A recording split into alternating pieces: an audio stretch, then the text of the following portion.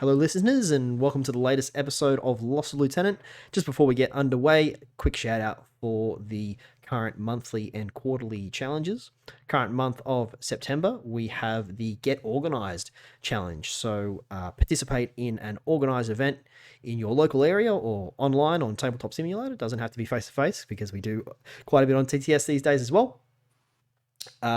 So get organised, get involved, have a good time. You don't have to have a good time, I guess, but get along and let us know how it goes. Compile your experience and send it through to lossoflieutenant@gmail.com to go in the draw to win one blister of your choice. Current quarter challenge running up until September, end of November, is going to be end of current month. I'm a bit spaced at the moment, is to do a conversion. So take something and buy an Infinity miniature or take one off the shelf and change it into something else. And like I said, take a before and after photo, send it through to lossoflieutenant@gmail.com. Thanks, guys. Enjoy the show.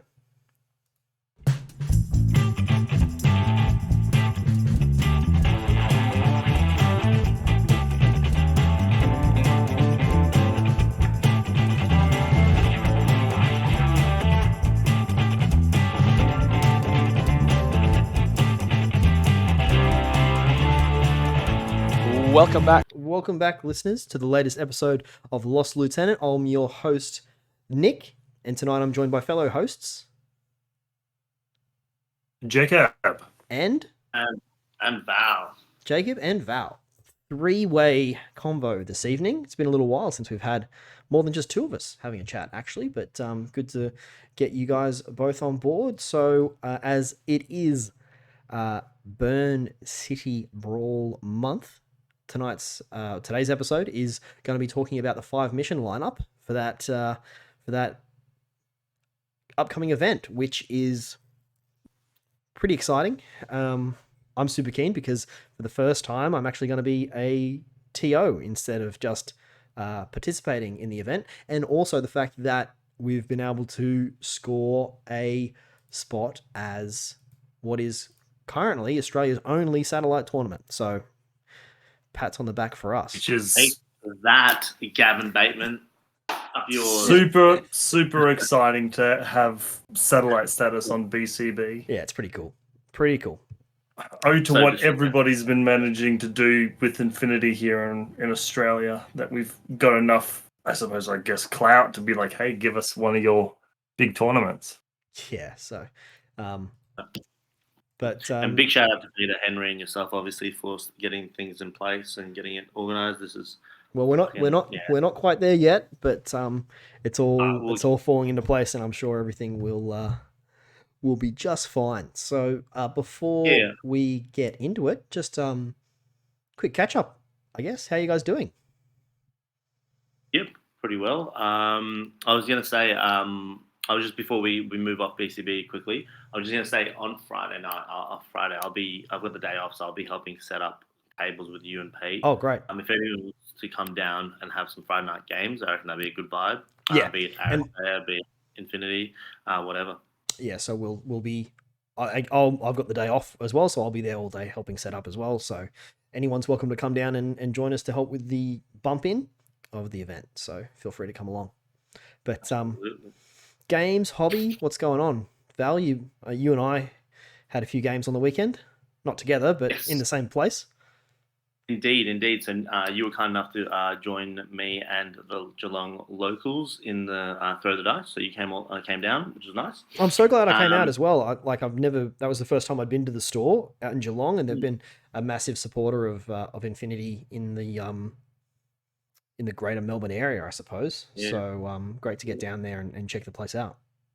Yeah, no, it was good. We had about 10 throughout the day, or 11 at one point, even with Dave Scolani coming a little bit late. Yeah, I had a good time. I had 3 games, and I had a big day. 3 games. One against Josh, who got up and with his nomads. He got me nicely with turn 3 play And then I played Taj against his TAC twice just to kind of re-rack because the first game kind of went badly because Luna just dominated. Is this where your desire to take up TAC has come from? Getting stomped a little bit, actually. A little bit. I've been thinking about running TAC for ages now, and like just watching him playing to me, I'm like, there's so many dirty things he could do to me right now. He's just not seeing it because he's relatively new. So I'm just like, I have to try. Yeah, so you had one game against Nomads, 2 games against TAC. Cool. I only had the 1 game in, but it was the first game that I've played since Novacore. So it's been at least 2 months. Jeez. Actually, more than 2 months, right? Since I've had a game, and I can tell you what, it shows. I was so rusty and just like, and I played Dan, and like he was telling me he's kind of lost his competitive edge a little bit, and I guess that competitive spark that Infinity has is kind of ebbing a little bit for him. So neither of us were playing our A game, and we just kind of we didn't get rules wrong, but multiple times throughout the game we just forgot about things. We forgot about AROs. We forgot about like certain things. Like in my first turn, he went first, and like his first turn was fine, but then in my first turn I started moving some stuff around. He had a few camo markers which I'd completely forgotten about, but evidently he'd forgotten about them as well because he didn't ARO with any of them until like I'd spent a few orders, and he's like, oh, actually this camo marker could probably ARO that whole time. And I was like, yeah, well, I didn't fucking remember it was there. So we're like, okay, well, next order, it's gonna actually have line of fire. So I'm like, yeah, that's fine. That happened a few times, and then in my turn as well. So it was the first time I was playing White Company for the first time as well. My first venture, my first real venture away from a Yujing sectoral or a Yujing faction. But I've made this joke before that White Company is half Yujing anyway, so it's not too far for me to stretch. Right, White Company. With John Hawkwood and a whole bunch of Pano and Yujing stuff mixed together, it's delicious. You say White, and for whatever reason, my mind goes to like Sevenheim or the White Banner. No, yeah. So that's there's a few different flavors of White when it comes to Infinity. But and I took one thing that I think White Company can do really well is they can get a really good hacking network deployed at turn 0. So during deployment, you can get some really nice repeaters up the field, as well as a couple of really strong hackers. So to take advantage of that, I took a missile bot for the first time. Like a Clipper, is it? Clipper drone bot. And again, literally first time I've really ever properly run or built an army around trying to really have a go of using a missile bot. But my first turn, I completely forgot it was there. Because I had I'd used Spotlight in ARO to spotlight something, and then spent most of my orders trying to deal with that same thing that I had Spotlight on it before I remembered that it was even spotlit. So then I just spent one order to launch a missile at it, and it died, which is what I should have done to begin with. But again, I guess Infinity is one of those kind of games where when you're not getting the reps in, it can take a bit to bring it back home. But I still had a good time. I ended up winning the game when he was playing vanilla Pano and had is it Ulan? Ulan. The Ulan, the tag that's got a camouflage state and or a marker state rather, with camouflage. And he sort of his end of his second turn, he left it pretty close to my deployment zone, and so I just launched a pitcher right next to it and then hacked it to total control. So it was his tag became my tag, and by that point he'd already spent all of his command tokens as well, so there was no real way for him to get it back, unfortunately. So that was the game was pretty much done and dusted from there. But it was still real great to get out and sort of see some of the Geelong crew, and I actually sat down with Josh after the game. Josh, who you played against, was it? No, different Josh. No, different Josh. Anyway, I sat down with Josh afterwards showing him my list, and we sort of tinkered with it a little bit to see what I could sort of maybe move around and change it up a little bit. So, which is always great to get that sort of feedback. So yeah. Yeah, right. What about yourself, Jacob? Any games lately? Yeah, I mean, I've been with House of War. I've been trying to make that Thursday every week. Trying to get the reps in for BCB with just trying to, God, same sort of thing. Just trying to remember how to play it competitively because it's been a little bit. And yeah, just practicing with Toha. I'd say. Yeah. So I've had quite a few games against O12. I think as far as O12 versus Toha, I'm an expert at killing those cops. Very nice. Because I think I've had like maybe 3, if not 4 games against O12 players. And then so not yesterday. My last game was against Peter Henry. He was playing vanilla CA. And you were talking about missile bots. I got to experience that sort of firsthand. Him running around with an anathematic with Hacking Device Plus, just spotlighting things and firing, just firing missiles at them. Yeah, beautiful. Very, very nice. But he's not playing in BCB to ruin the day for people. Oh yes. I don't have to deal with that army. No, it was quite clever. I wouldn't say I got diced or anything like that. I just couldn't get anything to work.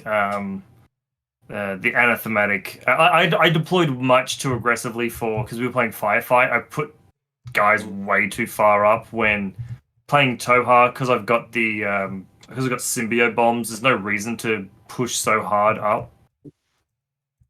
I just protect them with I just protect things with the symbiote bombs on the ferroware on the tack wheels. And just end game anything they get to clear near, or if they're close to the symbiote bomb, you burn the symbiote bomb to do whatever you want, end game, or eraser. So I just pushed things up way too far. He just got too many good good shots at the very beginning of the game, and so it happens. Live and learn. And against O12, I've had a lot of games, where I would probably say my opponents did get diced. I think my last game against O12 playing Acquisition, I don't think I lost a model. Like, that's how rough the game was for my opponent. Yeah, that can happen. But look, it's all just practice at this point, I guess. Yeah. But yeah, no, it's been good learning Toha. I'm really glad I managed to pick them up just before everyone realized you could sell them for $1 million. And I'm looking forward to playing them a little bit more. Looking forward to seeing how they go in BCB, and not looking forward to seeing how Julian plays them. Because Julian's playing Toha as well, so it's like everyone's just decided to pick up Toha all at once. Well, guess the CB stats don't lie then, do they? Yeah. And they said Toha's one of the most popular ones. I guess. Seems like CB are onto something. Somehow. We'll be recreating the war that happened outside of the human sphere of just CA versus Toha. Yeah, there you go. All right. The other thing of hobby that I've been doing, actually, that I just remembered, is I finally unboxed my 3D printer setup. Hey, finally! That I won at. So that was at the Road to BCB tournament at House of War before the last Burn City Brawl. So Burn City Brawl 2021 was postponed until January this year. So we've got 2 in the 1 year. But in December, just beforehand, we had a event where we got to have a tournament at House of War with 3 rounds. And they gave us a 3D printer as a lucky door prize, as well as a curing and a wash and cure station. And they've actually since donated a few more printers, and I think we've got 2 on offer at Burn City Brawl this year as well, which is amazing.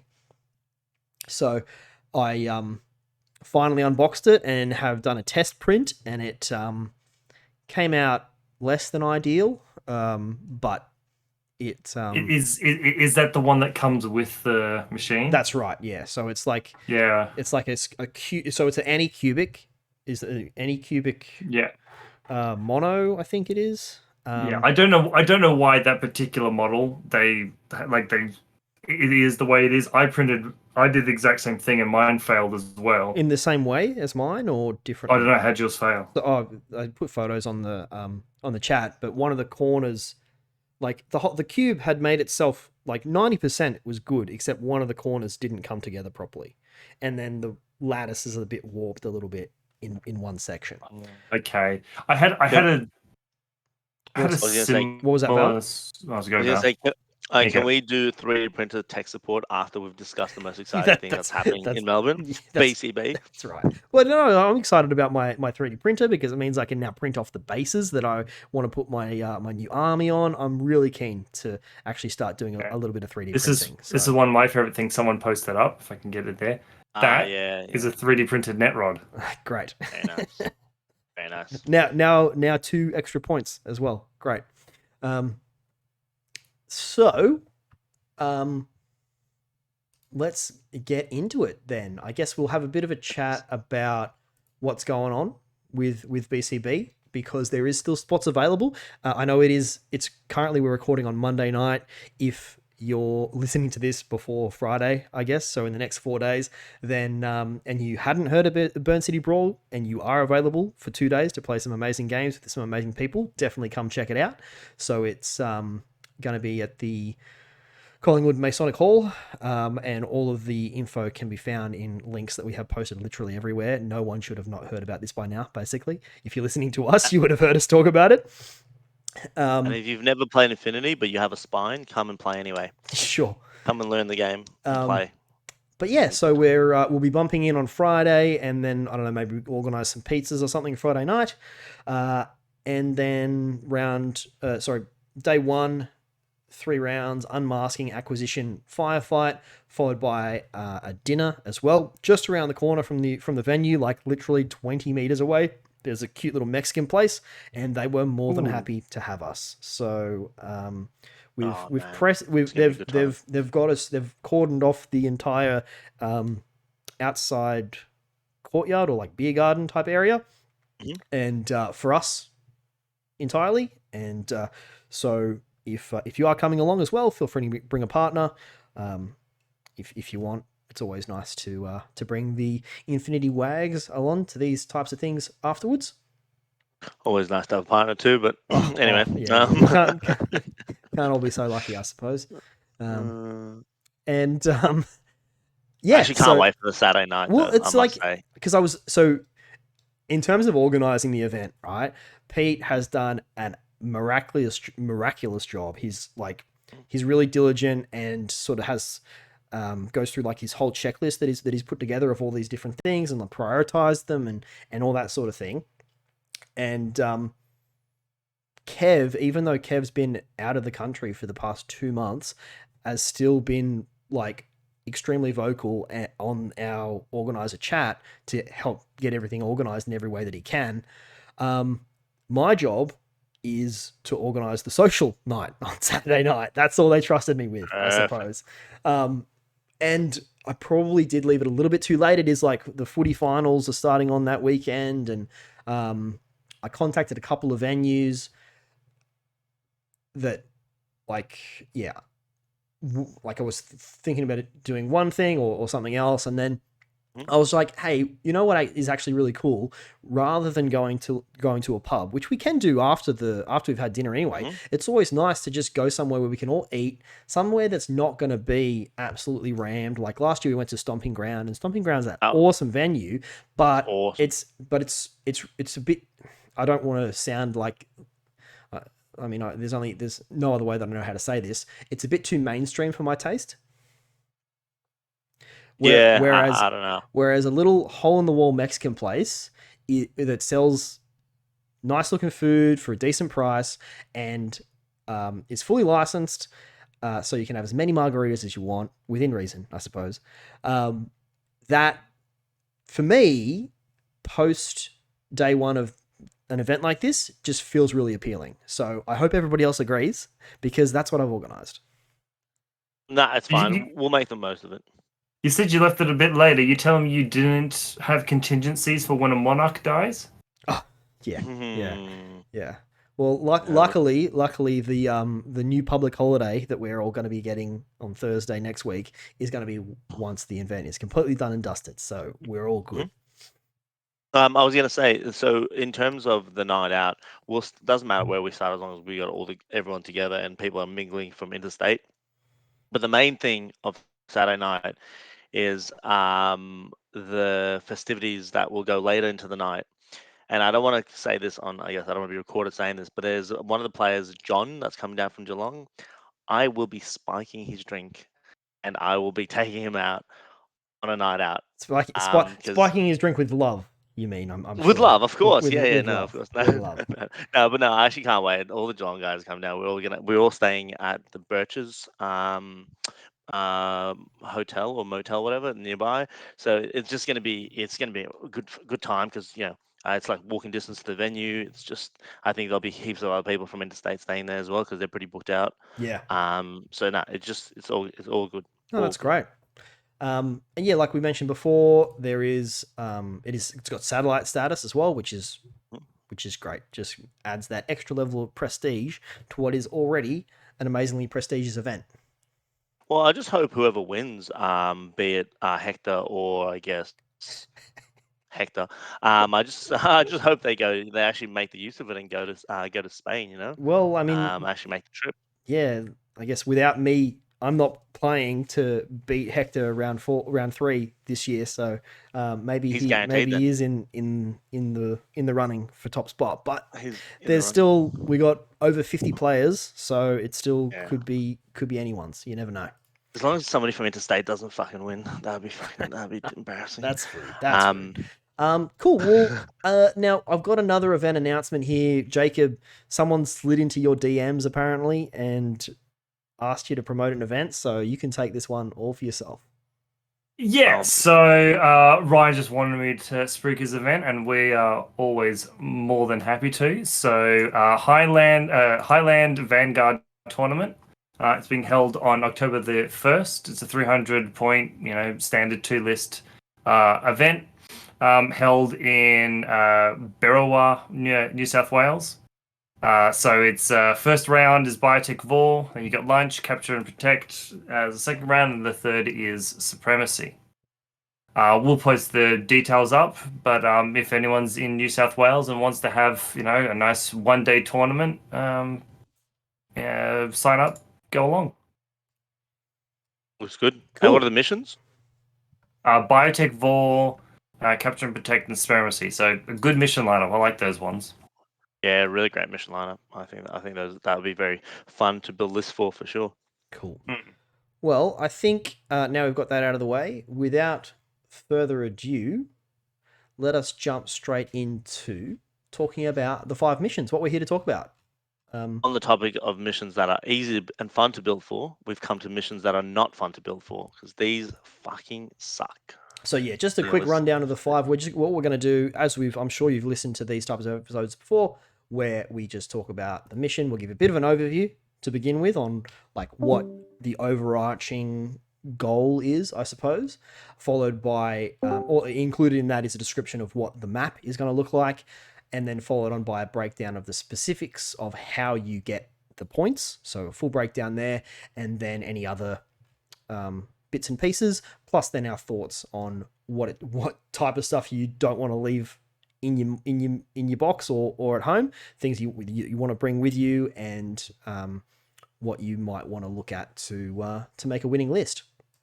So first up is, I'll jump in first if you like, boys, with the first one, which is unmasking. Now, this is when we were looking at the 5 missions that we wanted to select, we wanted to have a few sort of more stock standard missions, things like Firefight, Frontline, and a few more curly ones. And unmasking is definitely a bit more curly. So basically, the way that unmasking works is you've got a standard size table, 12-inch deployment zones. Along the center line of the table, there is 3 consoles equally spaced along the middle, and they are inside an 8-inch exclusion zone. So 8 inches on either side is an exclusion zone as well. On top of that, you've also got 3 HVTs. When you deploy them, each player will decide which one of those HVTs is the designated target. The other 2 HVTs are decoys. What your mission is, if you choose to accept it, is to walk in to that exclusion zone and push a console. For each console that you press, you get to pick one of your opponent's HVTs, and they'll tell you if it's the real one or if it's a decoy. After that, once you've revealed them, you then get points for killing decoys and for killing the HVT. Does that about cover it on a high level view, do you reckon? Yeah. Yeah, that's good. Exactly right. You Cool. push the buttons, they tell you which ones. You pick a dude and you kill him. Yeah, so to break that down into how that adds up to 10 points, so to kill the enemy designated target, but only if it has been previously revealed, is 3 objective points. To kill the enemy target decoys, once they've been revealed, is 1 point per decoy. To kill more enemy target decoys than your opponent, and at the end of the game have the same number. Okay, so there's 3 there for killing the designated target, another 2 for killing the 2 other decoys, and then there's another 1 if you've killed more decoys than your opponent. So that's 6 already. And then we've got, at the end of the game, have the same number of activated consoles as 1 point, or at the end of the game have more activated consoles, that's 2 points. And then at the end of the game, have your designated target not killed. So to win, to get 10, right, you need to kill your opponent's designated target, kill both of their decoys. What else? And then make sure yours make is alive. yours is still alive. And in the process of that, you have to press every console and stop them from pressing every console. Press Exactly every right. Or console. press more consoles. No, press more consoles. Press more consoles. But yeah. But to you would have had to push all 3 consoles to reveal all 3 to kill all targets. the HVTs. Yeah, that's exactly right. Exactly right. Yeah. So there's quite a few moving parts. For sure. For sure. On top of that, you've got the consoles there, and the consoles, they do get a hacker bonus. So if you're a hacker trying to touch the console, you get a +3 to your whip roll, and you also get 2 dice as well. So it is, which is huge. Yeah, huge. Whenever those bonuses are in play, like a hacker bonus in this instance, no man, you're really doing yourself a disservice not taking advantage of it. Exactly. So it's just interesting. So if you push the console and then kill the enemy designated target, you get 3 points, right? Now, what if the opponent pushes 2 consoles and kills 2 decoys? They get 5 points. So that would draw the game, wouldn't it? So I have I've pushed 1 button, but I don't get a point for pushing the button. I only get points for pushing more or the same number that you have. So I push 1 button and kill the designated target. That gets me 3. You've pushed 2 buttons, which is 2, because you've gotten more buttons than I have, and you've killed my 2 decoys, which brings it up to 4. So that'd be 3, 4. And then but then 3, 4, and then 1 more. But then at the end of the game, more decoys. More decoys gets you up to 5. But you haven't. But and then my designated target's still alive, which gives me another 2. So that would be 5, 5. Yeah. So it's a bit of a roundabout way of getting it, but it's the sort of thing where a lot of these, some of the points are dependent on you getting them, and you achieving them prevents your opponent from achieving them, like getting more, for example. You can still both kill each designated target, and there's enough wiggle room in the way these points are allocated that you could definitely come up with like a 5-5 draw is a pretty high scoring draw. What I'm saying though is, as soon as you get the opponent's designated target, the game becomes pretty hard to lose, provided your designated target stays alive. I think keeping your designated target alive is probably the hardest 2 points to get in this mission. Yeah. You reckon? I reckon that's probably the easier one. To keep it alive. Or Yeah, keep it alive. But that's the biggest thing that your opponent is looking for. But I mean, it's a But, tricky the it's a thing tricky is- one, right? You Exactly. depending on the what, and also it's going to be hugely dependent on what the deployment zones are looking like, because there might be some really nice places to hide HVTs and Yeah. hide your decoys, hide your designated target, which could favor one side over the other. That's the other thing You that can't control that. No, that's right. You can't control that, but well, what you can control. You can control it in a way, in that while it's the type of mission that might want to favor an alpha strike to get in there, push a button, and kill something real quick. If you've got a table that's really nicely defensive, but not necessarily defensive in your deployment zone, but defensive in terms of being able to set up your targets in a spot where they're going to be, where you're going to be able to defend them nicely. Yeah. But even then, that's table dependent. What's not table dependent is how easy you make it for the opponent to push those middle buttons.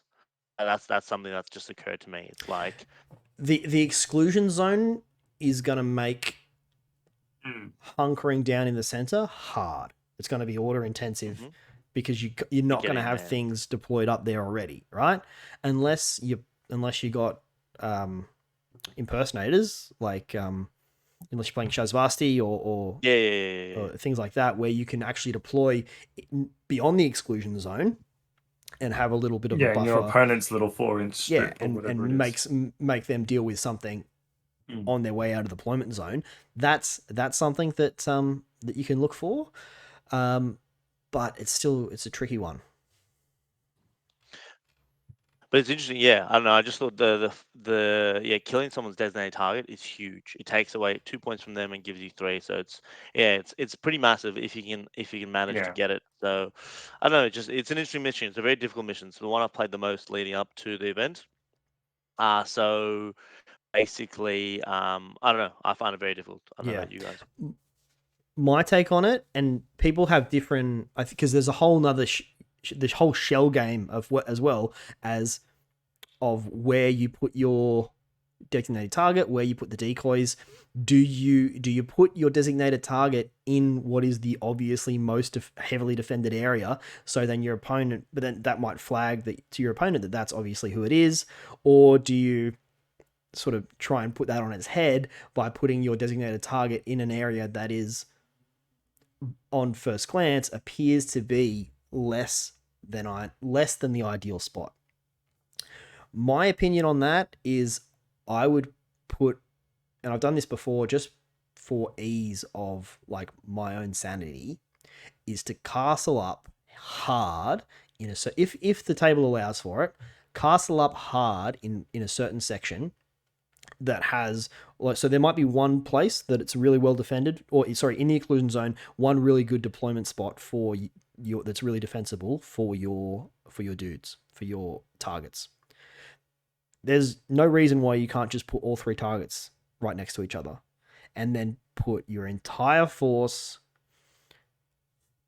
up, holding all angles. Hunkering down on all that. Yeah, I have always, every single time I think I'd gone to a game of unmasking, the thought has crossed my mind of, do I just shove them all in this corner? And I know how that goes. I know I've definitely done that in the past. But so it's something to consider, right? Because you might just think, I need to spread these out. You don't need to spread them out if you don't want to. If the table's not giving you options and there's only one good option, that's okay. You can still work with that. Yeah. Remember that, like, if they haven't revealed the designated target, they can't just accidentally shoot it. It's a civilian until they reveal it. Exactly. And by doing that as well, by putting them next to each other, actually, would it? I was going to say that it would stop you from using templates It would if you couldn't couldn't figure out a way. No, it wouldn't because because they go around them. Yeah, don't they HVTs now just completely ignore templates. Yeah, that's right. It's as if they're not even there. So don't worry about that part. It used to be like that. You could have used it as back like in a wall for your back in actual N3 dude. like 2 years ago. Yeah. So but it doesn't work like that anymore. No. Other thing to note is that you can sync with your HVTs, right? So if you want to, if you have like if you got the first turn, for example, you could. There's no reason why you couldn't put one of your designated targets right on your edge of the exclusion zone, and spend a couple orders moving up, syncing with it, and just bringing it back into your deployment zone, putting it in a better position than where it started, making it life really hard for your opponent. And if you've got a decent order split, like maybe 9 and 6 in the different pools, going first, sure, one of them's going to be stripped, but more often than not, your big pool's the one that's going to be stripped. But that's okay. You use the 6 orders that you've got in your secondary pool to go up and get your designated target, bring him back into your deployment. There's no reason why you couldn't do that with 6 orders, maybe with like a motorbike, or it doesn't even have to be a motorbike. Anything could really do that. And then after that, spend your first or your other main pool to advance up the table, maybe push a button. If you get lucky, maybe try and shoot something as well. But it's just sort of thinking outside the box rather than, you don't have to play the whole game in the exclusion zone. You can get in there and get out. Yeah. I think when someone comes to an unmasking table, you sort of have to look at the table, think about your army, and have a plan of your first turn should probably either be like fortifying your position or getting those 3 buttons pressed. Yeah, I agree. If you can aim for 2, all 3, you reckon? If you can aim for 2, that's right. Because if you hit at least 2, you're going to know which one is the designated target, even if you don't get to actually shoot it. I see what you're saying. Yeah, that's right. true. You have to press the 3rd button, but you're gonna want to maybe press the 3rd button anyway. That's really clever, actually. That's a really. But good like point. it depends. It depends on your army. I mean, if you've got a lot of fast specialists, like if you whenever I see unmasking, my mind instantly goes to playing OSS. And if you've got the Hacker Azura, your first aim should be run up, touch all 3 buttons, right, and then that you should have plenty of orders left to do something else. Yeah, interesting. Now that's a good point. You're right. If you press 2 buttons, you're going to know which one is the real one. Yeah. So and hopefully you'll guess guess it. Buttons in turn 1. Yeah, right. I've got a couple of notes I made for this mission. I'll just go through them if you guys are cool with that. Unless you have. Yeah, go man. But basically, because there's an exclusion zone, it means and the middle consoles are basically what enable you to do the mission. It's really important to be able to press onto the middle consoles. This means you want, like Jacob said, fast specialists. You want camo or you want smoke, or all 3 if you possibly can manage it. Just that way, because if the opponent finds a way to lock you out of that middle, strong aero presence or lots of deployables or whatever, it's going to make it really hard to play that mission. So I think having some source of smoke or camo where you can get to the buttons unopposed and without having to spend lots of orders fighting. But conversely, if you want to achieve that, mad traps and crazy koalas. Oh yeah, perfect. Yeah, make the opponent really suffer because this mission already is super order intensive. Having to press 3 different consoles and then get your way to 3 different targets. It's just it leaves very little orders to kind of be able to fight your enemy at the same time. So it's a really order intensive missions. This is where I think factions like Ariadna are blessed with Ermandinho's. Like the ability to have smoke, a specialist, and an impetuous order for this mission is just, it's just so good, so good. Yeah, I mean, Tech is one of my favorite things, which is the bloody paramedic on a bike. That has spikes as well. Oh, there you go. Yeah, that's even better. Yeah, they move 8 forward smoke. The next part I was going to mention is when you're deploying your deploying a way where you can strike any of the 3 HVTs that the opponent has, because so the opponent might bunch them up like Nick said, or they might spread them out. If they spread them out, you want to have a way to strike all 3 of them. I guess one of the beautiful things here are drop troops, forward infiltrators, and impersonators. So we've already touched on the impersonators, and forward infiltrators would be like the Shinobu or the Oniwaban, which allow Are you you to talking really about start. trying to infiltrate into that 4 inches up the Yeah, very exactly. front of the board? Yeah, Okay. yeah, exactly right. Yeah.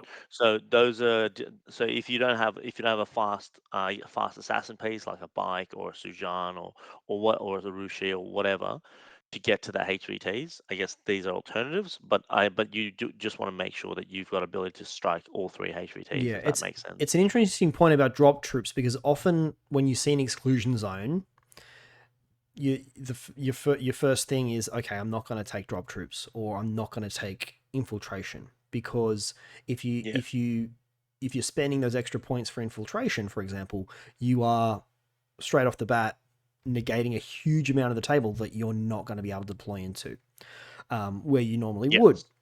So, but in saying that, the opportunity to then use that infiltration to forward infiltrate, take the roll, and see how it goes. You might Cross your fingers. get a really nice piece in a really nice place for you and not for your opponent. Exactly. Drop troops Yeah. the same, right? Even there's only a 4-inch strip, or two 4-inch strips on each side of the table that a drop troop can walk in on, but it can still drop in your opponent's deployment zone and cause havoc. So, I think especially this mission, your cheap drop troop. So like not your Knights of Santiago or your like your Bukta. Definitely not your Bukta. Oh, maybe your Bukta. But things like the Garuda or just anything cheap with a Yeah, combi anything 20 rifle. points, right? Right, they can Exactly. just drop drop in, take in. the chance. Yeah, you're not losing too many points. Drop in, shoot the target, suicide. Just drop them, and then just forget about them. They die. Just get the points, exactly Yeah. right. So as soon as you reveal the right one, just have the most direct or efficient way to get to it, which is a drop troop. Make that 70% chance roll or 60% or whatever it is. Get in there, put 3 dice into it, and move on. Yeah, and I think if you're taking a big drop troop like the Bukta, as I said before, then I think you really should aim to touch those 3 buttons so your Bukta can just walk along those 4 inches and just bam, bam, bam, get rid of them. Right. He may not kill your opponent, but I think 50 points is worth spending on, the 3 main objectives of the game. Yeah, absolutely. I was going to say, if anything else to add, I'll just move on to the third point. you Otherwise, just keep going, Val. Easy. So if you're going second, you want to consider your opponent's deployment. So if you're going second, right, you've chosen to deploy second, and your opponent's likely chosen to go first. They'll have deployed all their models and their HVTs before you put down your HVTs or any of your models. I guess one thing you can want to do is have a look at what they've deployed, see if there's an obvious piece that's going to push the buttons deployed. So, for example, if they have a soft attack, which moves 6/4, they're on the right side, they're probably going to push the right button first. Or if they got smoke that way, that might give you indication which button they're going to push first, and therefore that might give you indication how you should deploy your HVTs and which one should be the designated target. I guess then you can from there you can decide if you want to make it hard for them and try and make them change their plans by putting up some arrows, or you're just going to let them push that button and just take the other side of the table. I guess that's that's a lot to think about in deployment, but I guess I think that's a pretty legitimate strategy. What do you guys reckon? Does that kind of make sense? It does. I guess talking about deployment, what do you think is preferable, going first or going second? If you've won, I mean, it is going to depend on the table, but if you've won the role, are you thinking you'd lean more towards in taking the alpha strike or taking the security? First. For Yep. me, second. For me, deployment. if I can punish something in the first turn, and then pull back to consolidate my position, and then I've got 2 turns to kill 3 guys, I take that over just like the thing about going second and trying to defend is that ARO is never going to be as good as an active turn anything. So I'd rather get my shit done and make you fight through my stuff, especially if I can then, like, if I have to sacrifice my specialist, I'd rather get the, like, do what I need to do with them and then let them die. Yeah, I'm kind of leaning towards that same opinion in that I think first is very strong in this mission because while you've got an exclusion zone, which means that there's a whole area of the table that no one is allowed to deploy in. If you have the opportunity to be the first one to occupy that zone, you can then make it so much harder for your opponent to get to the buttons even before even talking about killing your targets. They've got to get to the buttons first to push them. So if to get to the buttons, if they have to get through you, that can make their day real tricky. So I mean, I'd probably maybe spend, if you're going first, spend your first turn almost redeploying, right? March up into that exclusion zone and hold the buttons. Or I mean, in saying that, you don't want to overexpose yourself, which you definitely could do in doing I agree with Nick. I think one of the good things about going first is when you first deploy, all your units have to be behind the HVTs. You go first, and suddenly, if you have the orders to do it, you can now put everything in front of the HVTs. Yeah. Right, you can then have the forward. You can have some dudes covering in the back. You've got this protective ring around them that, if you do it right, your opponent has to get through more than they just can in a single turn. Right, ignoring making the buttons hard. It's just, yeah. But the distinction is if you can get it right, because like Nick said, if you overexpose yourself, they'll just mow through you, and then they got an easy turn 2 and 3.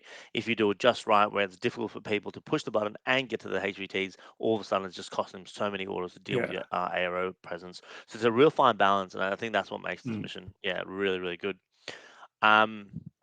I think I'll just quickly touch on the other 2 points real quick. So basically, there's a fast attack piece is very useful in this mission. So once you've found where the target is, it's nice to have an assassin which can move quite quick.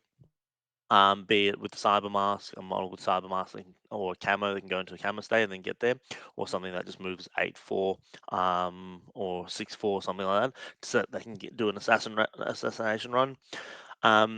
I think we also mentioned the fact that you can civ-evac your HVT to safety, and here you can also double bluff. You can maybe civ-evac the wrong one. Then you can double bluff that. A long time ago in N3, you did that to me. You did that to me. We were playing IIS. He grabbed it. I was like, oh, it's clearly that one, and it wasn't.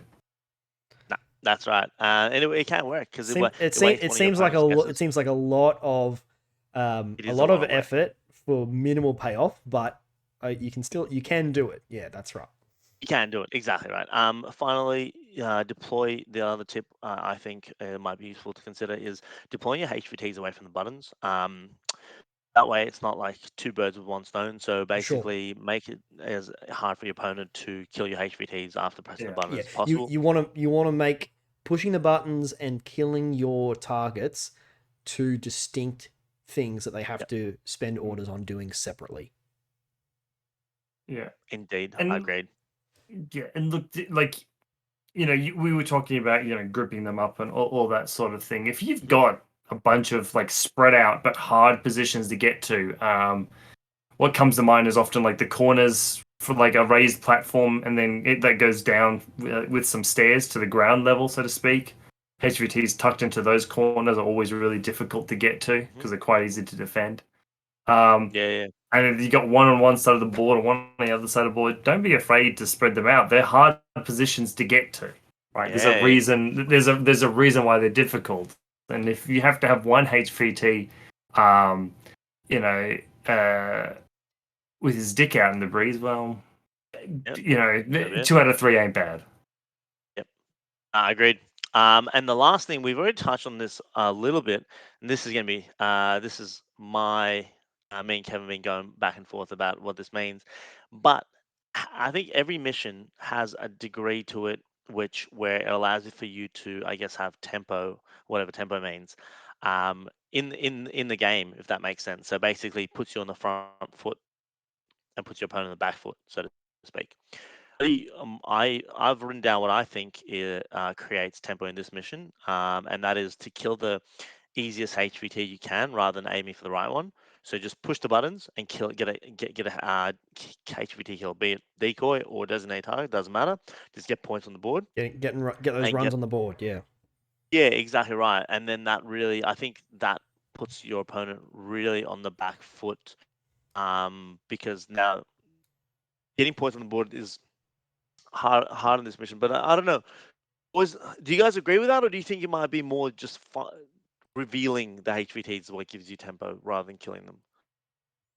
Because it doesn't matter if you've pushed 2 buttons and revealed 2 decoys and killed 2 decoys. If the opponent gets the designated target, they're already even with you, as we've discussed. I mean, it's an interesting mission to try and break it down that far. I think it's going to be too dependent on too many other variables as to what you need to do. I do agree that probably like picking with the first button, like this is the question, right? When you push your first button, do you reveal the easiest one to kill, or do you reveal the hardest one to kill? Right? Good question. Because Jake, what do you reckon? I would say reveal the hardest one. Because then the designated target's going to be on the table, maybe potentially. Because the reason I say that is if you've got an easy target to kill, let's say you get to the 3rd turn, you've got 4 orders or something less. The easy target to kill is going to take the least amount of orders to kill. So the hardest target is going to take the most amount. You can make up for it later. But Jacob, a bird in the hand's worth 2 in the bush. It is. That's right. That's the thing. And Kevin's actually, so we were talking to Kevin about this as well. Kevin has the other approach. He's like, nah, fuck it. He's like, I don't even try to guess the right one. I don't care. I just guess whichever one's the easiest for me to kill. And if it happens to be that one, great. If it's not, doesn't matter. I'm gonna kill them all. I just do it the easiest one at a time. That's an interesting. That's another. Yeah, no, that's giving me food for thought. There's so many different approaches that you can take this mission. So in conclusion, good luck. Yeah, exactly. What a fucking kind of a let's move on to round 2. Sure. Which is acquisition. So, if one of you fellas like to talk me through what acquisition looks like. Yeah, I'll do it. Yeah, go for it. Let me just get it up. 15 of the ITS doc. Thank you. Page. No, I got it. All right, so I'll go through the points real quickly. Go through the map. So the main okay, do you want to do the map? Okay, so you've got... Like we outlined at the start, we'll do an overview of what the map looks like and what you're trying to do, and then talk about what the specific points are. Yeah, so this is set up very similarly to the middle of unmasking. So you have 3 objectives through the middle line. The 2 outer objectives, so the ones on the sides, are just consoles. And the one in the middle is a tech coffin. So at the end of the game, you want to you get a point for each... you get 2 points for each antenna that you've activated. Yeah, at the end of the game, you get 1 point for controlling each antenna. So that's just having a unit in base contact with it without an enemy unit being in base contact with it. And then at the end of the game, you also get 3 points for being in control of the tech coffin. So having somebody touching the tech coffin again without an opponent touching the side of it. And the tech coffin's the one that's in the center. Yeah, the tech coffin is that center objective. Yeah. You do get an engineer hacker bonus. I'll just quickly go through the other objective stuff. So same as the last one, 2 rolls plus 3 to whip. And we'll go through the rest now. So a really interesting point that you've missed there, Jacob, when talking about the map, is that you've actually got a 16-inch deployment zone for I'm gonna miss it here in the friggin' podcast. I'm gonna miss it on the game for this mission, which can't is, tell you how many times I've deployed up to 12 inches on a 16-inch deployment game. which is huge, right? Yeah. This is it's. I really like acquisition. I feel like it's one of those. I feel like acquisition, supplies, and supremacy are like, really. The dad missions, we get it. That's right. They're the Infinity Dad missions. Yeah. And so acquisition is the dad mission for this event. I like it because I like buttons. It's not too complicated, but there's enough moving pieces in there to Yeah. to sort of throw a few spanners in the works. We get a free bike recon at the moment. So we get a free boom, boom, boom. free motorbike, which is nice. Again, yeah, good, quite good for this mission actually. And they're a specialist. No. They count as a specialist for ITS for this ITS season, I think. Are you sure? I'm going to double check. No, it says right here, for the purpose of this scenario, the motorized bounty hunter is considered a specialist troop. I've never seen that before. That's amazing. Which is fucked. This thing can get from 16 plus 8 is 24. That took longer than we can edit that out. If there's we're not going to not into that. The point is, God. In one order, he gets to the console. Yeah. Yep. So that's it. When you're talking about a 16-inch deployment zone, that also means that if something's got 4 deployment plus 8, it can deploy up to the midline. It's as good as being an infiltrator for the most part. Locust are great again. Oh no, Locust always had. Sorry. Kenren are great again. So yeah, that means that things are going to be right up in your grill a lot sooner than you might expect. Yeah. It also means that the area that you can walk a drop troop on is much diminished because the deployment zone is so much larger. It's the other thing to really remember about this mission is that it doesn't score. Nothing scores until the end of the game. Yeah. Right? So it doesn't matter what you do turn 1. It doesn't matter what you do turn 2. The only thing that matters is what you're doing turn 3. But can I ask, what gives you tempo? I'm at this point. I just want Kevin to fucking have a kid. I don't know what tempo is. Okay. All right, so let's define tempo for the sake of this discussion. Basically, my idea of tempo is basically don't you just mean like the upper hand? That's not tempo. Well, yeah, tempo has something to do with pace. Well, it is, yeah, because the thing is, so tempo is anything that you do which forces your opponent to take into consideration when they're making their decision for the action. So that's my definition. But I don't think that's what tempo is.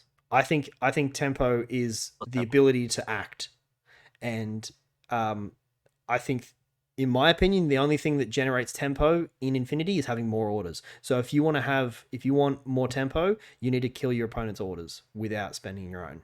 That gets you tempo. But this is why I didn't want to have this tempo conversation, because we have completely different definitions of what tempo is. Yeah. So I would honestly rather not talk about what tempo is. I know you want to tease Kev when he's listening to this episode later, so that he can fucking bang his head against the wall because we're talking about tempo and none of us know what it means. Yeah, but what gives you the front foot? We'll take tempo away. We'll put you on the front foot. If you want, like, seriously though, we can have a completely different episode talking about tempo, how we define it, what it is, how to achieve it. That's separate from the context. We got a lot to get through, Val. I just don't want to have this conversation right now. Please, but please. We're talking about the mission. Please. But in terms of the mission, what gets you on the front foot? What's the first thing you want to do? Kill my opponent.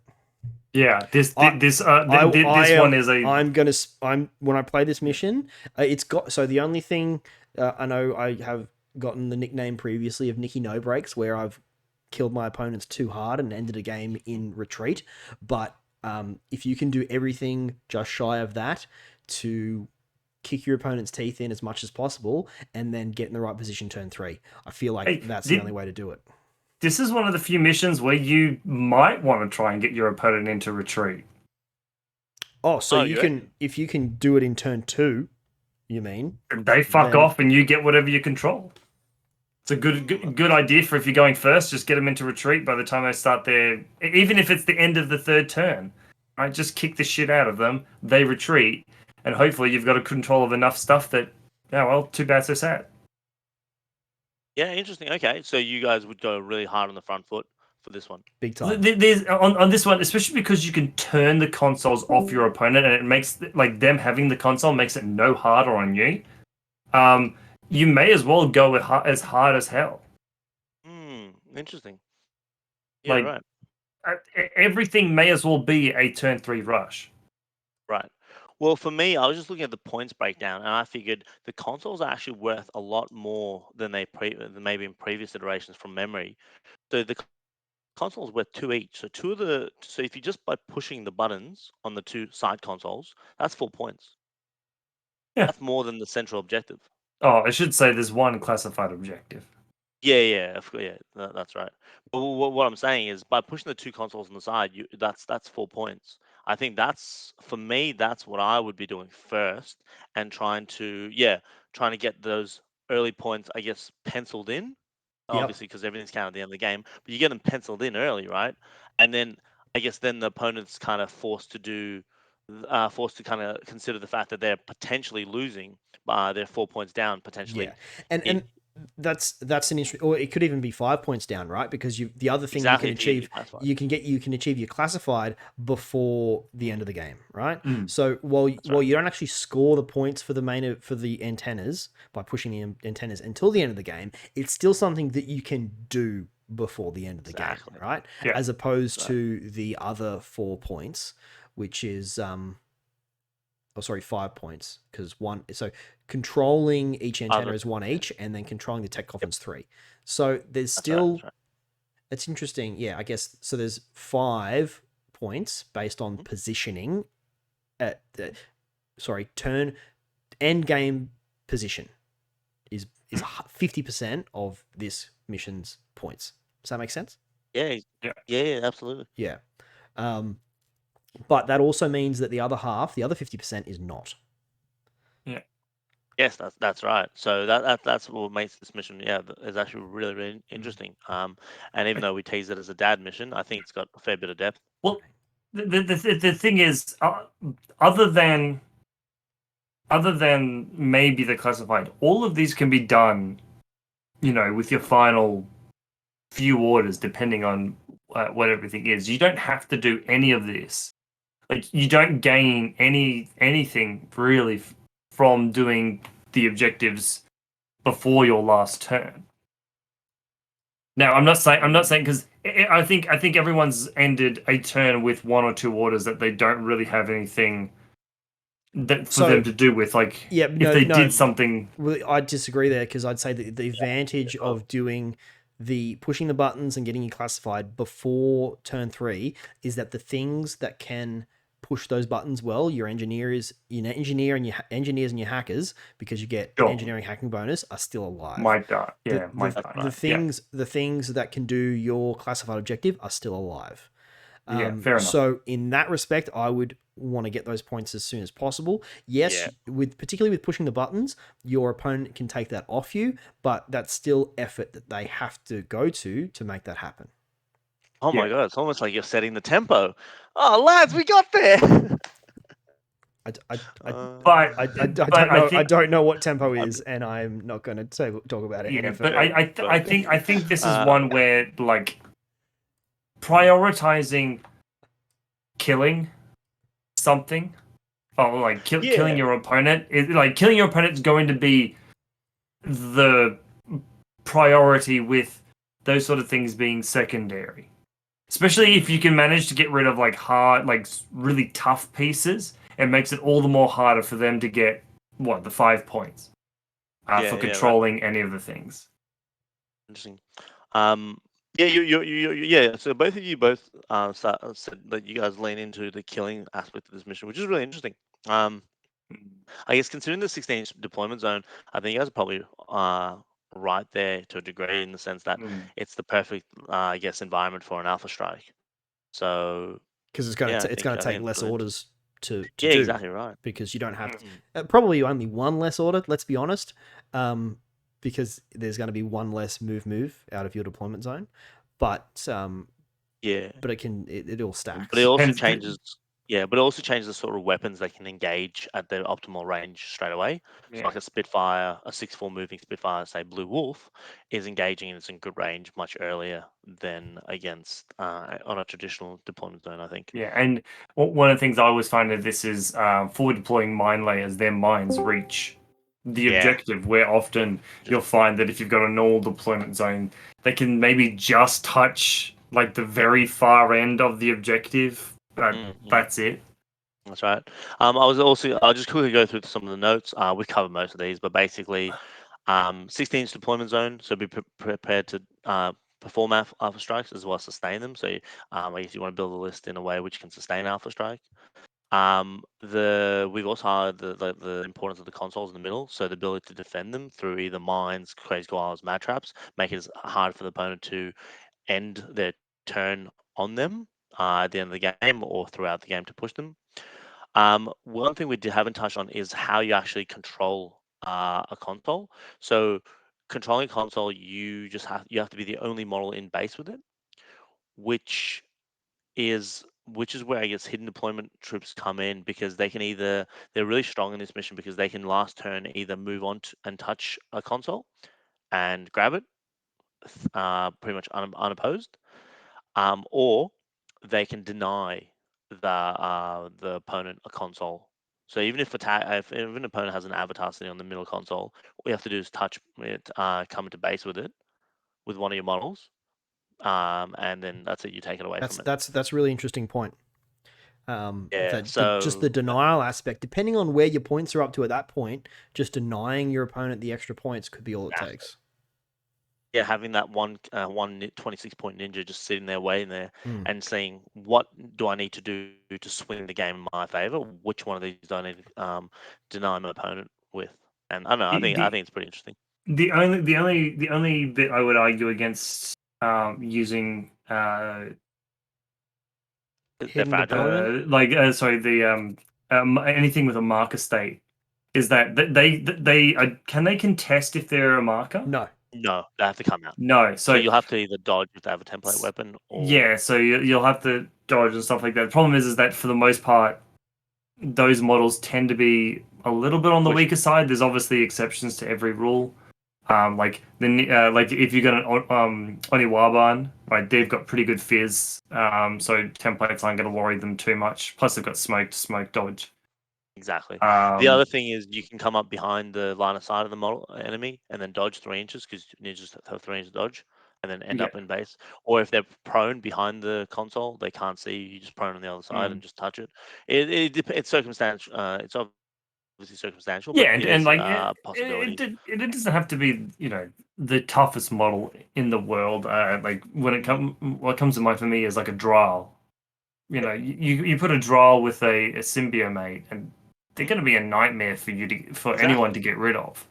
Right, short of some like a really good MSV2 piece, and even then, can you put a mate on something that deploys hidden? the Drows don't have a hidden state. I thought we were talking about hidden deployment. Oh well, you're you saying like Jan said. Yeah, I'm saying like you don't have to have like mimetism. Strong mimetism is going to be good for the controlling things as well. Yeah, that's why the bike. That's why the bike is so good, because if you're going second and no one's on the middle console, that bike can make a last turn dash for the middle, touch the any of the things they have to hold. But I'm talking the tech coffin here. Touch the tech coffin. And if you're going first, you run them up, touch the tech coffin, put them in suppressive.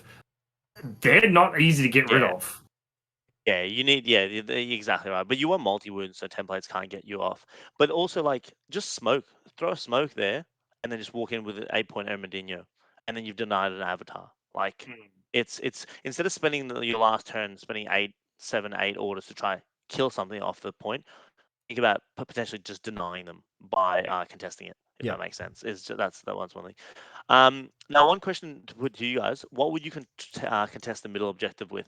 Middle point, would it be heavy infantry tag, or would it be something mimetism heavy?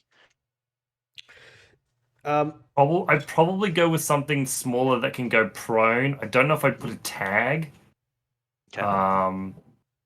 Yeah. This might be just me, but I would even say that I don't need to have an answer to that question, because under almost any circumstance, I am always going to go second in this mission. Even if my opponent chooses deployment, I will still choose the second turn. Really? What if you're okay? What if your opponent just says, "I'm going second"? Yeah. Well, okay. Wait, There's nothing I can do about that. So then, what are you contesting the middle objective with? Oh, jeez. I'll cross that bridge when we come to it. Yeah, fair enough. No one's. Have you ever had someone just say, "I'm going to"? They win a roll and say, "I'm going to go second"? I had somebody where I chose deployment second, and he said, "I'm going second." Nice. Yeah. I don't know. I think the most obvious thing to contest with is something with multi wounds and high stats. So that'd be heavy infantry or tag in my mind. But I don't know. That's my. The only reason I'm saying maybe not a tag is you can only have cover with a tag from like in front. As soon as they get to around where their base is aligned with the base of the objective, you're out of cover. Whereas at least the heavy infantry, you can go prone and make yourself harder to see, depending on where you are. But flanking a tag and flanking a heavy infantry is exactly the same. They have to get the same place. Yeah, but a tag's big, it's tall. It's just easier to see. I'm not saying it's a bad idea. I'm just saying I'd probably do it with. Yeah, you probably. If I was going to do it, I'd do it with the Cruiser Borak. If I could pick anything out of the game off the top of my head, Cruiser Borak. Okay. Yeah, Cruiser Borak, nice. Yeah, something. I think not a tag, because particularly if you're using scenery pieces for your consoles, if you're prone, you can hide behind it. And tags can't go prone. Yeah, that's true. That's a good point. Yes, I'd be able to hide behind that. Yeah, okay. So heavy infantry, which can go prone behind that, so like in Keelys or something.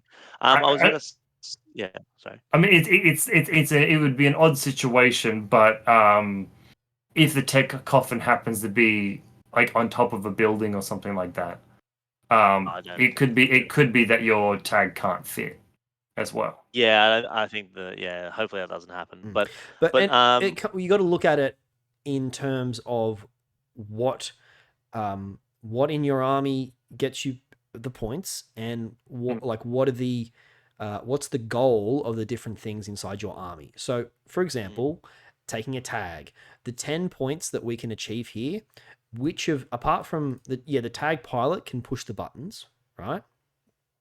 But there's nothing that a tag can do in terms of controlling an objective. And you said it yourself with the example about an Ermendino contesting against an avatar, right? So I would say what you want to do really, if you're taking a tag, is use your tag as your alpha piece, throw it at your opponent, and make it something for them to deal with and spend all their orders on, rather than them achieving the mission. Because your tag is not there to get you points. Your tag is there to kill things. It's not unlike a mission like Supremacy, for example, where you want to keep the tag alive because it's so many points to put in different zones. That's not in the equation when we're looking at acquisition. The tag's there to be a beat stick and a speed, like the biggest speed bump you've ever seen for your opponent to take care of. To even get into the middle. So that they're having to spend their orders on dealing with that. That's how I see tags being used in this mission. Very cool. So if your tag is still alive in turn 3, I think you've done it wrong, because you want your opponent if I took a tag, if I was playing the Blue Wolf still, I would literally march it up to my opponent's deployment zone with all my points, put it in a very tricky position, take out the hackers if I could, and just leave it there. Be like, here's my tag. He's in your deployment zone. What are you going to do about it? Yeah. And if you're going first, you still got your tag. obvious spot, let it be able to see as much as possible, suppressive fire, and just have it give the middle finger to your opponent's deployment zone. Yep. Yeah, nice.